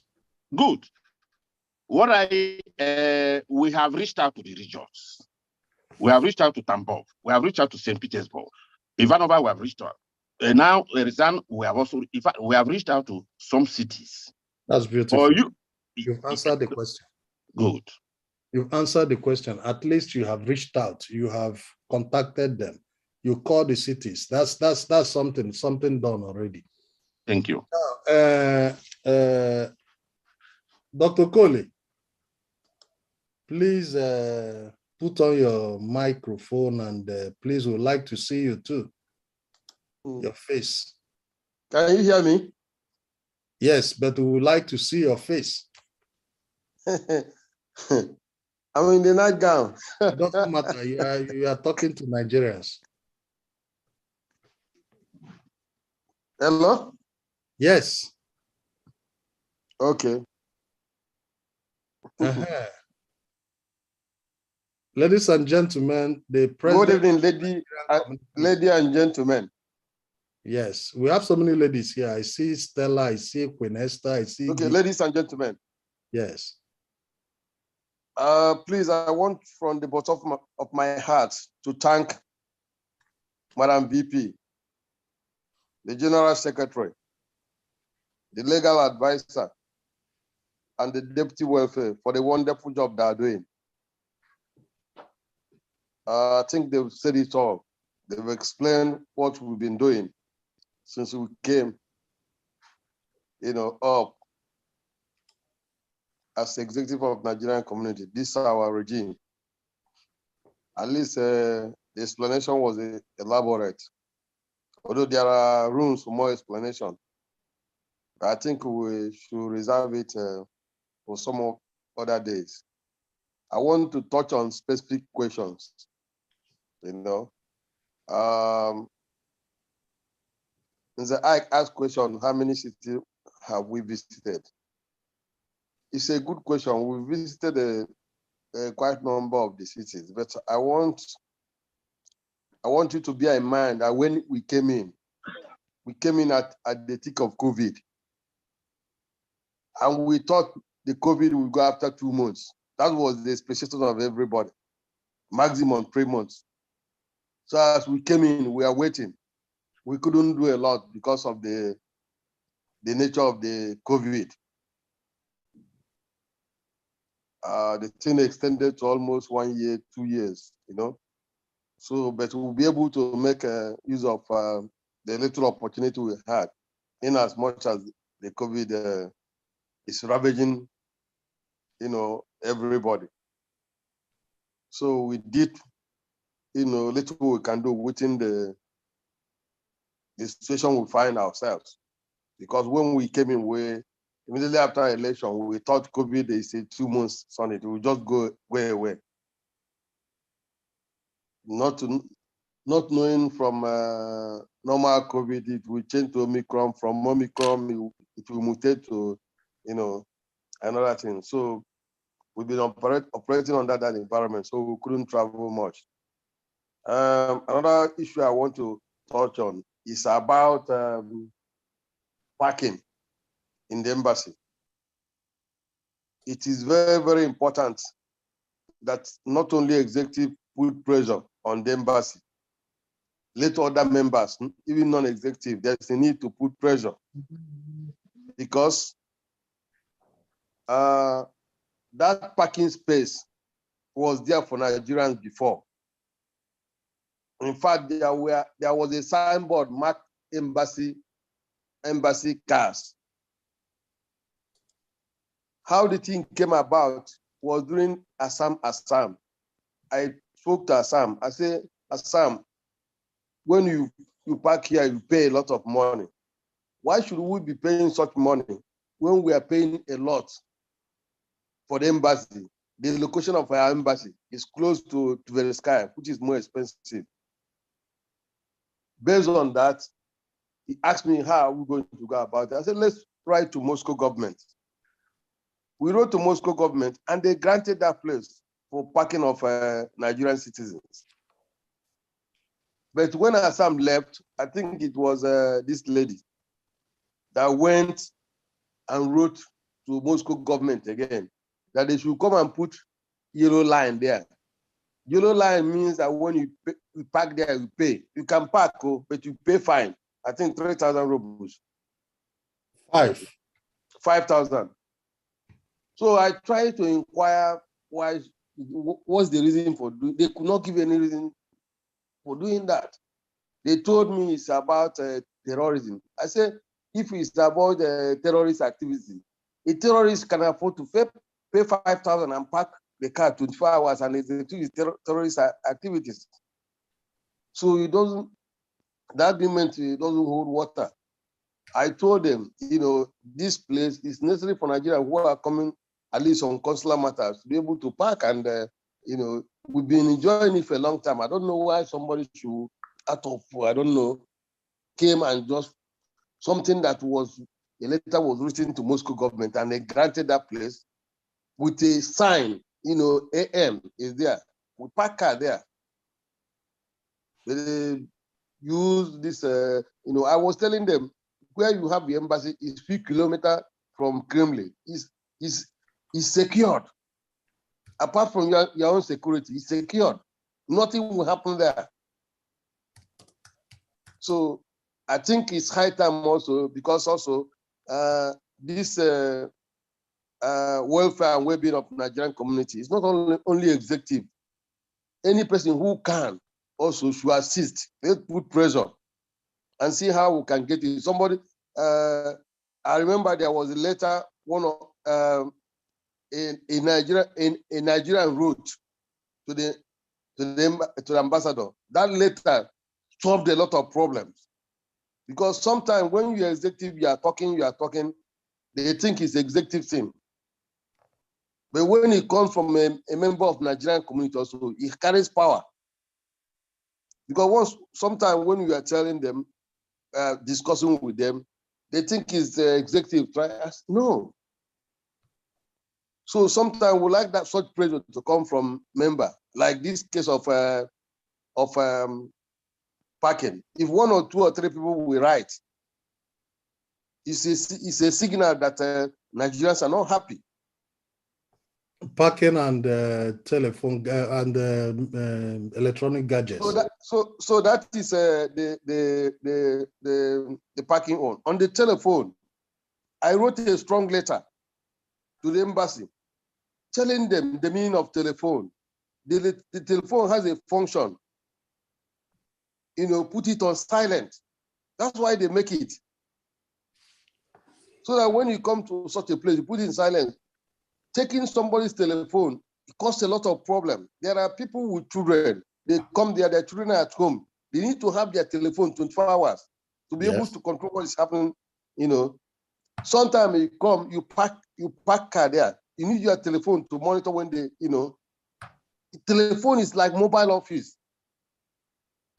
There's no how you can take away somebody's telephone because it comes to embassy. I have a question here from CEO Credex. And the question goes like this. He says, just 1 minute, please. I'm just like a participant. The people who are there, who are going to take questions are Madam VP, the secretary, the legal advisor, and the deputy welfare officer. It's not that I cannot take. You know what I'm saying? But sometimes, we all working in unity. So any person there is capable of The question just came up here, and so when the question just come up. Anyway, it's not for you, it's for the for Madam So what I'm saying, like telephone, there's a need also for pressure. In fact, when we came on board, this is the first thing we demanded. They wanted to give the executive that privilege. We rejected it. We said it should be for all Nigerians. They promised us that they are planning to put. They wanted to give the executive the privilege of allowing them with telephone. Yes, and I rejected it.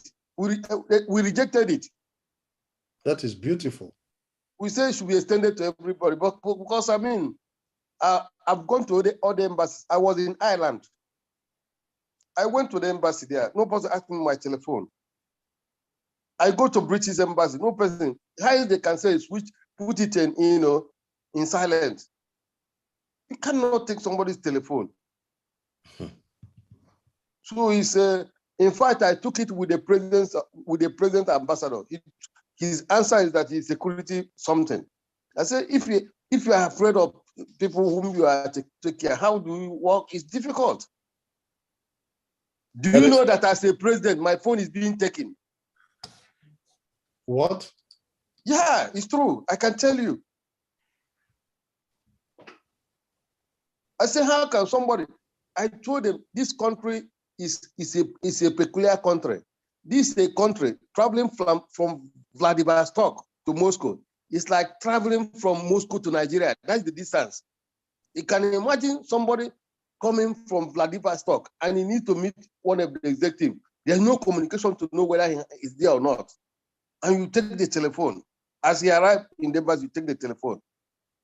He can't even send text message. There was a time, this embassy, when you have business, you go there. If you need the economic desk, they will join you. Can you do that when your telephone is being taken away? I can't understand. I try to explain this to them, the importance. This is more, it's not, I can't understand. It doesn't make sense. Thank you, Mr. President. Before we come to the question, I'm going to direct back to the Vice President and the legal advisor. I wouldn't say it's a question, but I want to point out one thing here.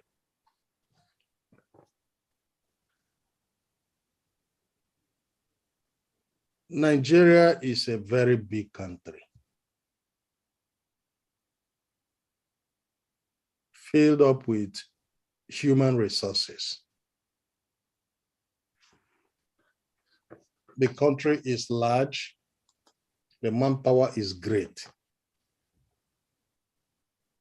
In today's diplomacy, I remember the Benin Republic, Professor Gabriel. He was the ambassador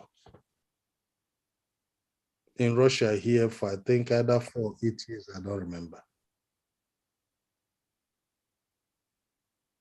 Now, most of the people being sent to this place from Nigeria don't understand the Russian culture, don't even speak the language, don't even know how to go about issues.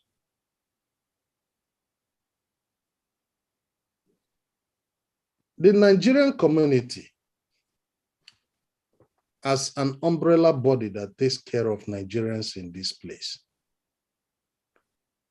what effort are you people making to see if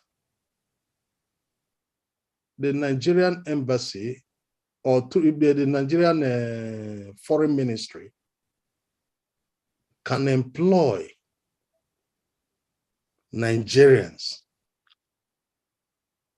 professionals who have very good knowledge of Russian language and the society. I believe this will help to sort out some bottlenecks that may be arising. Mr. President, what effort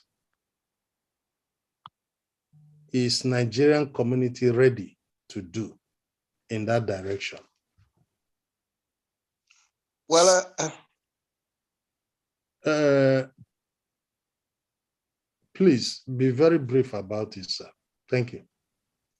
Well, thank you for the question. As a Nigerian, you know the process of appointing ambassadors. Not ambassador. I'm not talking about. I'm talking about even diplomatic staff, or even diplomatic staff.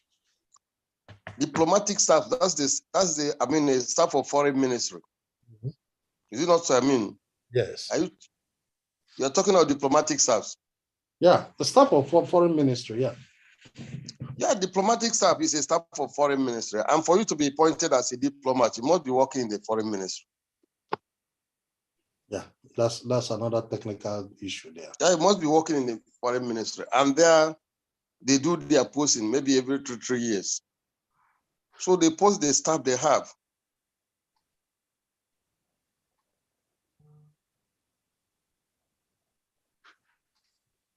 I believe if they have somebody who studied here, who is working in the ministry, they might have that chance of posting him or her to Moscow.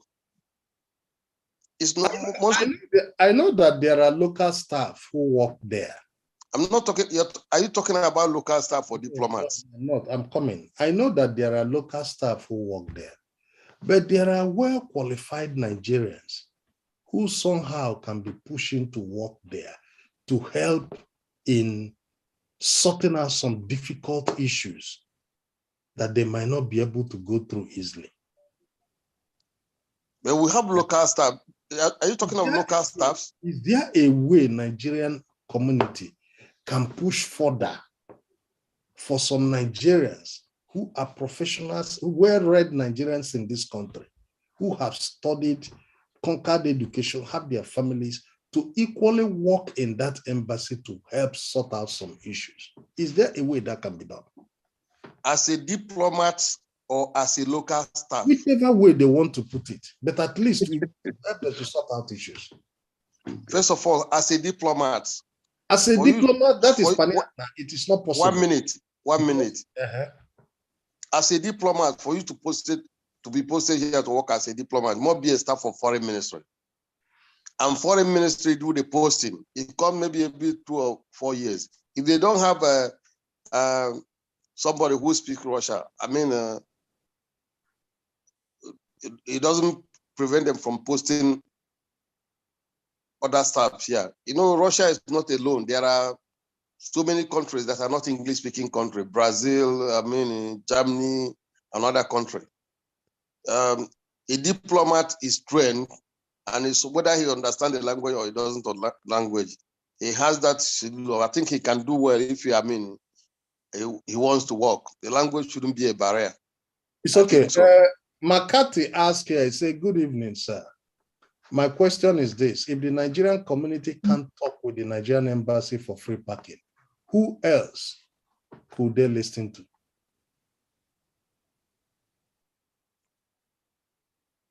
Well, it's not that they're not listening to Nigerian community. What I'm trying to say is that, you see, executive of Nigerian community is maybe, I think, 7 or thereabout. Mm-hmm. Or he says, or if it may be protest will make them to listen. What? Protest. No, there's no need of protest. You know, I told you there was a case where a Nigerian wrote a letter, an open letter to the embassy. The effect was very great. At least they had now, not from the executive, also from a member of the community. Yeah, I'm aware of that. It was a wonder. And you know, so this is what I'm trying to say, because also, you know, if Nigerian members of Nigerian community are active, it helps the work of the executive. If you are not active also, it makes the work of the executive very difficult. Somehow difficult, not very difficult, but somehow difficult. If you are, Osaze wrote here, good evening, sir. Can't Nigerian Embassy write to the National Assembly regards this issue if they are reluctant to listen to our request? I don't know what issue. Is it about the parking or whatever? No, the person has to be specific. We've written to to foreign ministry before, but we write on specific issue, not just little issue like that. We wrote to minister on issue when Nigerian community was being profiled as members of ethnic, some of those ethnic, and we wrote again when issue of when Nigerians are being asked to prove their legality in the country before they assess consular matters. We couldn't solve it with the embassy. We are forced to write to the minister, and it was solved. So we write only on serious matter, not on small issue we believe we can solve. Okay, I come on the particular issue that is bothering about the girl, Madam VP and the legal advisor. Please let me ask you to unmute Madam VP and the legal advisor. So one Mr. CEO Credex wrote here, if this girl that died is the daughter of one of the prominent men or governor's daughter in Nigeria, will the Nigerian embassy in Moscow still be reluctant like this without giving her parents full details of what caused their daughter's death? I am pleading we address this issue here and now. Before Madam VP will say here, I don't know, Mr. Credex, if you have been online here for a long time. I tried to ask you to put on your camera. You never reacted. I tried to make you unmute. You never reacted. Now you put on your camera, I can see the place is dark. Madam VP and the legal advisor, they were detailed on this issue. They were detailed about this girl's issue. My understanding from what they explained here is this. The autopsy report is not yet out. And it's only in the autopsy report that you will see the cause of the death of the girl. So, and the case is still with the police under investigation as to the cause of her death.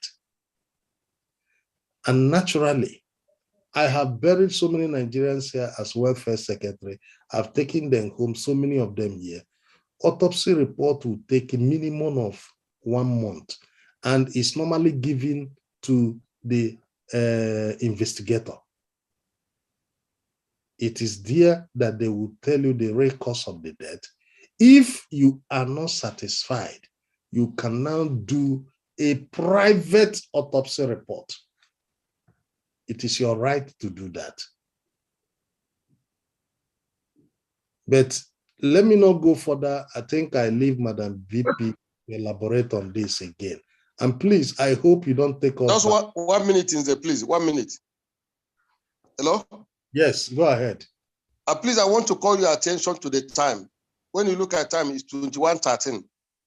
You know, people have to go to work tomorrow. Yes. So probably we could wind down in 10 minutes time, please. It's okay. Madam VP, please. Yes, thank you. Please try to yes. Let me quickly just go to the word, the phrase that was used, reluctant. If just as the presenter actually mentioned, if you can hear from the beginning, probably you wouldn't have asked this question. I told you from the beginning, it was even the embassy that alerted the community, the Nigerian embassy. They were the one that alerted the community. alerted me, then immediately we swing into action, myself and the Nigerian Embassy. Up till now, we have contacted the family. The family has spoken to the Nigerian Embassy. They've spoken to them. The details of what is happening as every day is being given to the family. The family is number one priority to us and the Nigerian Embassy. And I believe that from what the last time I visited the embassy, they are waiting for every necessary, they're ready to take every necessary action to get to the bottom. But just as he just explained, you must wait for the autopsy. You cannot interrupt investigation here in Russia. This is not Nigeria where you go to police station and say, what happened? No, you will wait. They will bring out this is their process. They will bring out their result. This is what they find. If we are not satisfied, then we'll begin to work on the result that comes. Right now, we have got information, but for now, we're not going to let it out. Why? Because they are still investigating. From the reports they've already delivered to us, there are some areas that they are not clear, they are clauses. So we're already working on it. We want you people to look at this area, we want people to look at this area. Subsequent time, we are coming online again to deliver the whole thing. So the Nigerian Embassy, what was necessary for them to do was to contact the family to contact them. They've already spoken to the family. The police numbers were also given, and I am aware that the ambassador also was informed about this case. And the necessary documentation to follow up this case, which is supposed to come from the Nigerian Embassy, it was issued immediately to the the legal advisor, who will be traveling down to the place tomorrow for the third time. We have the pictures of the girl on the mug, but we are not going to release it out because the first picture that came out, for me, I'm not happy. Everybody, people, they false stories and all that. We have to respect the death. So we decided not to bring out that picture of her body at the morgue. So there are many informations we already have, which the embassy is also aware. They are also waiting for that report from the officials. Then they can also swing into action if we are not satisfied with the answers that come. Thank you, madam. Thank you so much. You've done, in fact, you've finished the whole thing. The legal advisor is no more needed to actually talk more. Any other thing we're saying here might actually affect the investigation. I want to specially recognize my brother, the presence of my brother, Mr. Obiojimado. Regards to you, please, and your family, and we really feel you and understand what you have gone through in this unprecedented problem that unfortunately happened to you. And the help you have rendered to Nigerians at a time of need, the world have seen it, and I want to use this opportunity to thank you for being who you are. You saved a lot of souls, a lot of students, and keep doing what you're doing. My regards to your family. And everybody here is equally aware of that, and they respect you so much. God bless you richly. And here we have, after the explanation from the NCR VP, still someone will go to the public media and be claiming the glory. May God bless your good work, Madam VP, and all members of the executive of committee. We await the report from the legal department. Thank you, Makati. Well, ladies and gentlemen, since I can only take one more question if anybody is, if not, I think we round up here. But I want to... May I come in briefly? Yes, and I have one question for you, direct. Go ahead. Somebody raised hand, Mr. President. Just a minute. Somebody raised hand, please. Just the last question I will take. Osaze, please unmute yourself and come online. Good evening, sir. Good evening, everyone. Good evening. Mine is not a question. I want to appreciate you, Mr. Nze Ikay.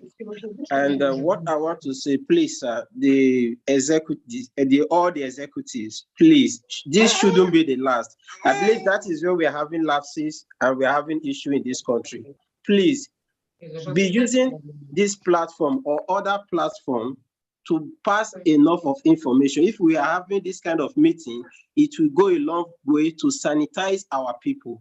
Because what happened, some people are still doing this kind of media outside, but they are carrying the wrong information. And most of them are not here today to hear from the horse's mouth. And tomorrow, you will see about 100, 200 people in their live video saying trash, but they don't want to hear from the mouth of from the horse's mouth. Please, we are begging, let this be the first and continuously be doing it, even if it's once in a month, and we will see the turnout. God bless you, all the executive, for your good works. Thank you, sir. Thank you very much. Thank you very much, my brother. You see, one thing is that we don't understand the legal implications of when you kleveta, Russians call it kleveta, when you continue to pour lies on somebody.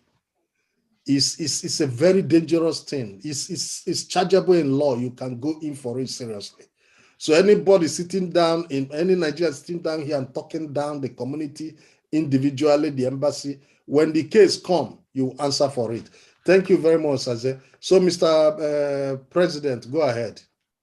I want to personally thank you for this wonderful program, and also to thank you for your observation about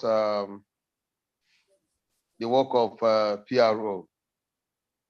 Based on your observation, we are going to come out with a media committee that will be in charge of media activities of Nigerian Community Russia. I hope you are going to be in that committee. Are you giving me employment immediately?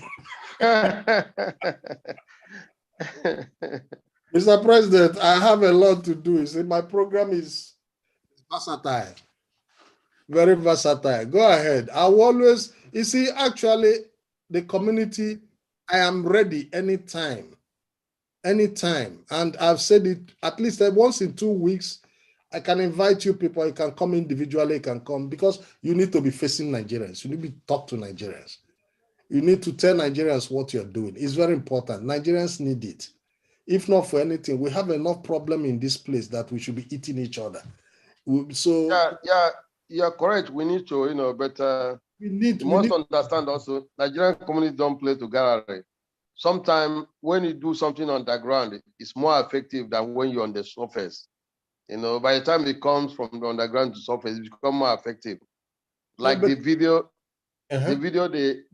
they were talking about that went viral. If you listen to that video, you see a lot of ignorance. You see a lot of mistakes, exposing the people involved in the social media, which is not proper. It wasn't well handled. So that's why sometimes, so there are some mistakes you cannot prevent. It depends people who are involved, their level of knowledge and their awareness. So we tried, we do a lot, but we don't play to galleries. Not everything we do, we come and, put it up there. There are some who can, but not all of them. But the executive is working very, very, very hard for the community. Not only that, they're spending their own personal money. Even no funding from anywhere. It's something that is voluntary. Most of the meeting we have, sometime Madam VP, pays for that, for the drink, for, sometime, it's personal contribution. As the welfare officer said, they spend a lot of money, So it's to put up these things, at least to see changes in Nigerian communities, hard work. And there is no hard work with resources, without resources. We don't have. Even people, you'll be surprised to know that 95% of people whom we solve their problem don't even attend meetings, don't know where Nigerian, they're not registered.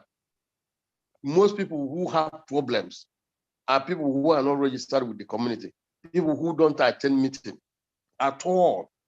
When they call you, ask them, are you a registered member? No. Do you have? No. But they want you to solve their problem. It doesn't work like that. You see, this life rotates in the wheel of give and take. any person who wants something for nothing, he's a dishonest person. So sometimes we try to encourage them. You cannot come to the community only when you have problems. There are people who come to meeting, who make the community, work. They are not, those people, they don't have problems. They can solve their problems. But most people who have problems, they don't care. Like this case, most of these people who are talking, they don't know, they've not attended Nigerian community meeting. They don't know where Nigerian community, but here they are with problems. Even the services we provided with them, like medical insurance, very cheap, take it. It will save your life. Annoying that even it's a problem. An elder in the society can be misinforming Nigerians. It's annoying. Now, that draws my attention. What are you doing, Mr. President, in respect of relationship of Nigerian community with IOM? You see, I must tell you one thing. When we came on board, we know all these things. You see, IOM is an organization in charge of immigration. Migrants. That way, the organization. All this payment for flats, feeding, medical, they're in charge. Then why are you people not using it? They're in charge. It's as I told you when we came in, COVID, made a lot of our program to slow. We will get to that because they're in charge as a community. That's where the resources is coming from. I remember there was a time this IOM gave each Nigerians who wanted to go home $7,000 and a ticket. You see? When it was difficult here. It's a very rich organization. They are the people, this traffic girl, if you have them, they will pay for apartment, they will pay for feeding, they will pay for everything. And our friend is collecting the whole thing and claiming that he's doing help for Nigerians. So that's where the resources is coming from as well. They are in charge. Anyway, what happened is this. I think the welfare, you have had it. You're a Russian too.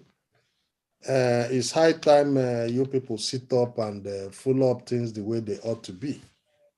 Go to IOM office. The president should write a letter. The embassy should give you a letter that this is the only organization recognized by Nigerian Embassy taking affairs of Nigeria. Go and submit that letter to the IOM.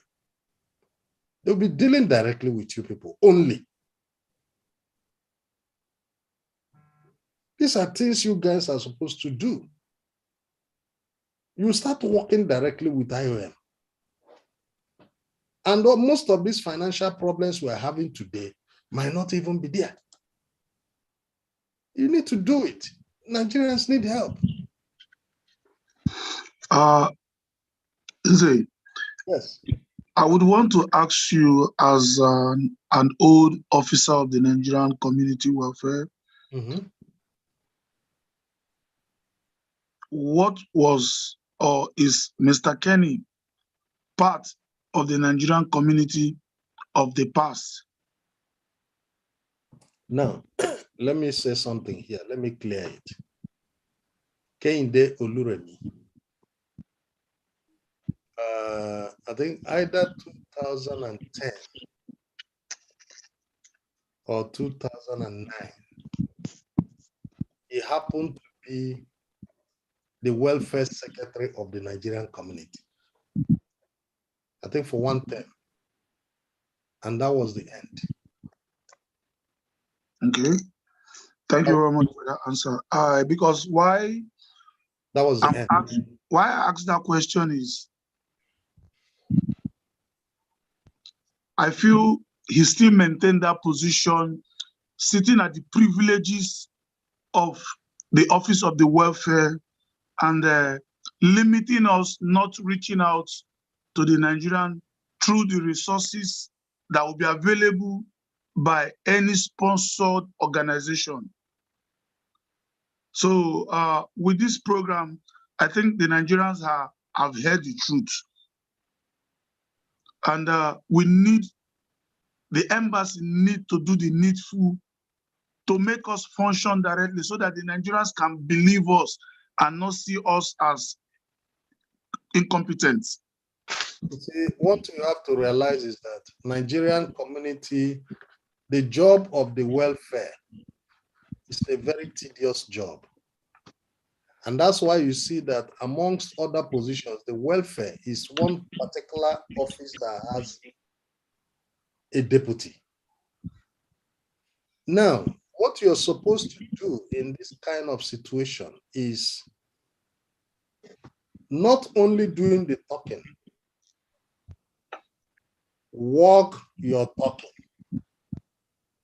Let Nigerians see that this is what you're doing.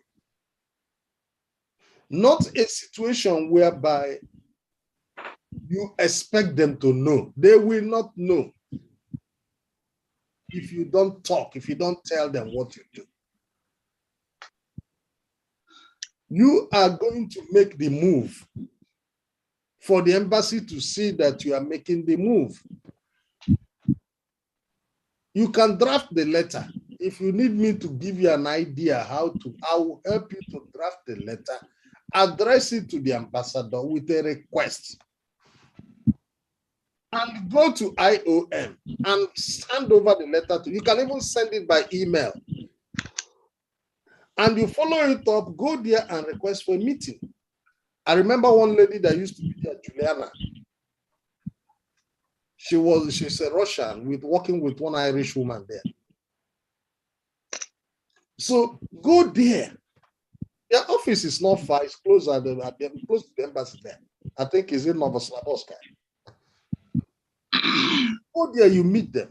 So those are the moves you make. You don't wait for people to make it for you. Okay? Noted. So on this final note, since there is nobody again asking questions, I must have to thank the president of the Nigerian community, Dr. Koli, the vice president, Mrs. Omobude. I know how difficult it was for you because of the program you have throughout the week. I'm very, very appreciative, Mrs. Omobude. My very good friend and my G, Dr. Bugu. I honestly am grateful that you created time to be here. Dr. Ariguzo, thank you so much for your time. Honorable Jack, thank you so much. Thank you, sir. Mr. President, personally, you're my brother, and I appreciate you. Just like our social critic, Makati, said, and one of our brothers that spoke earlier, I think I will be making this at least once in 2 weeks or once in 3 weeks, whereby forum will be given to a larger audience, to Nigerian community to come up and explain. So because Nigerians will always have questions, you have to come closer to them for them to understand what you're doing. But I can tell you for sure, personally, I know that this particular regime, I'm not saying this because you people are involved, just because I know that you have done a lot. If you don't know, I can point some of them. One, there is now a better working relationship between Nigerians in Russia and the embassy. Everybody that goes to that embassy gets anything he wants.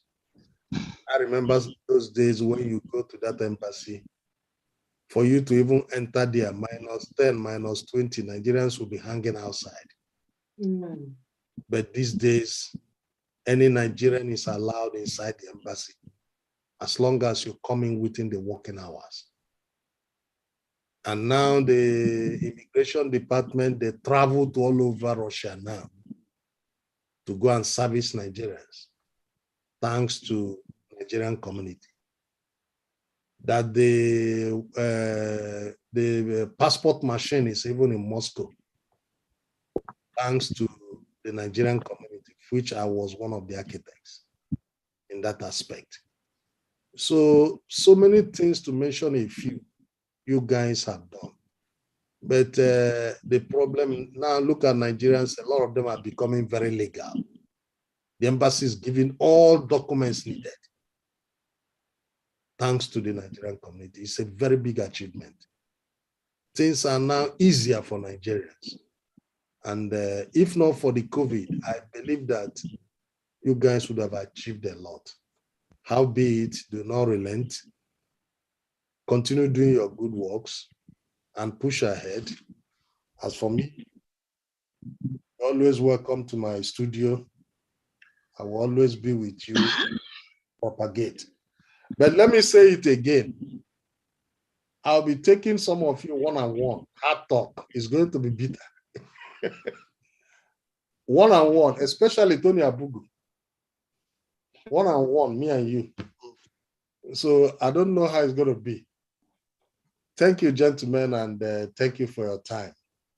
And all those who joined us in the studio, who joined us on Facebook, on YouTube, please, if you go to the YouTube channel, subscribe, like, and share. So who is coming again when we are closing? So until we come again, this is your host, Nze Ikay, signing off and thanking all of you. May God bless each and every one of you. Regards to your families and have a wonderful time. Thank you. Thank you. Thank you very much. Bye-bye. Bye-bye. Good night. Good night. Good night.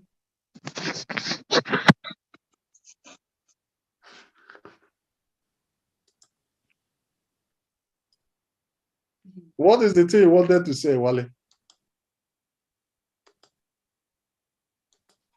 Unmute yourself. Are you hearing me? Yes. I just wanted to say a very good job. You didn't allow me to talk now because you were muting me all the while. But I was telling you. You're quiet. I don't know what happened here. I can't raise my hand. So the only way I can only tell you just to, actually I was busy with my camera actually. But everything said and done, nice. There are some suggestions that I would have made, but thank God I didn't make them because I will not be giving you secrets from the embassy. So it's good, Seth.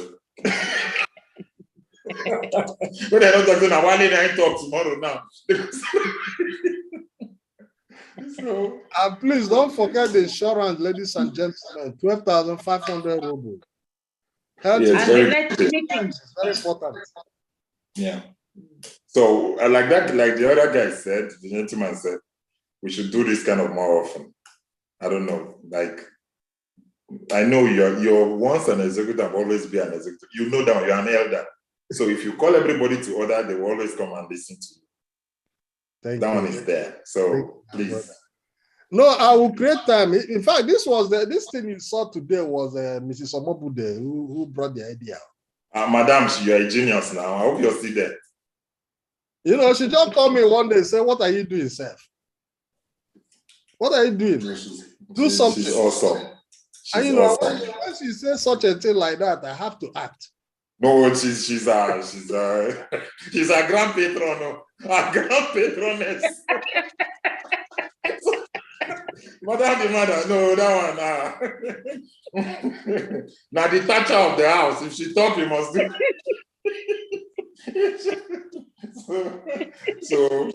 so honorable, like really honored and respect. So My G.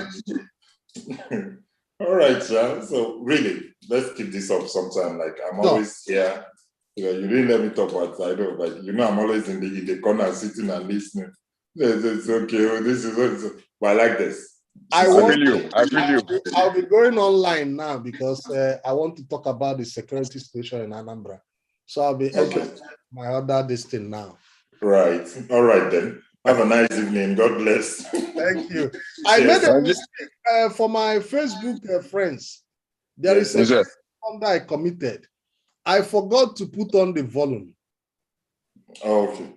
So he was doing it. I think somebody wrote me that you don't have, there's no volume on Facebook. I had to. Thank you. And have a All blessed right. God bless. Good night.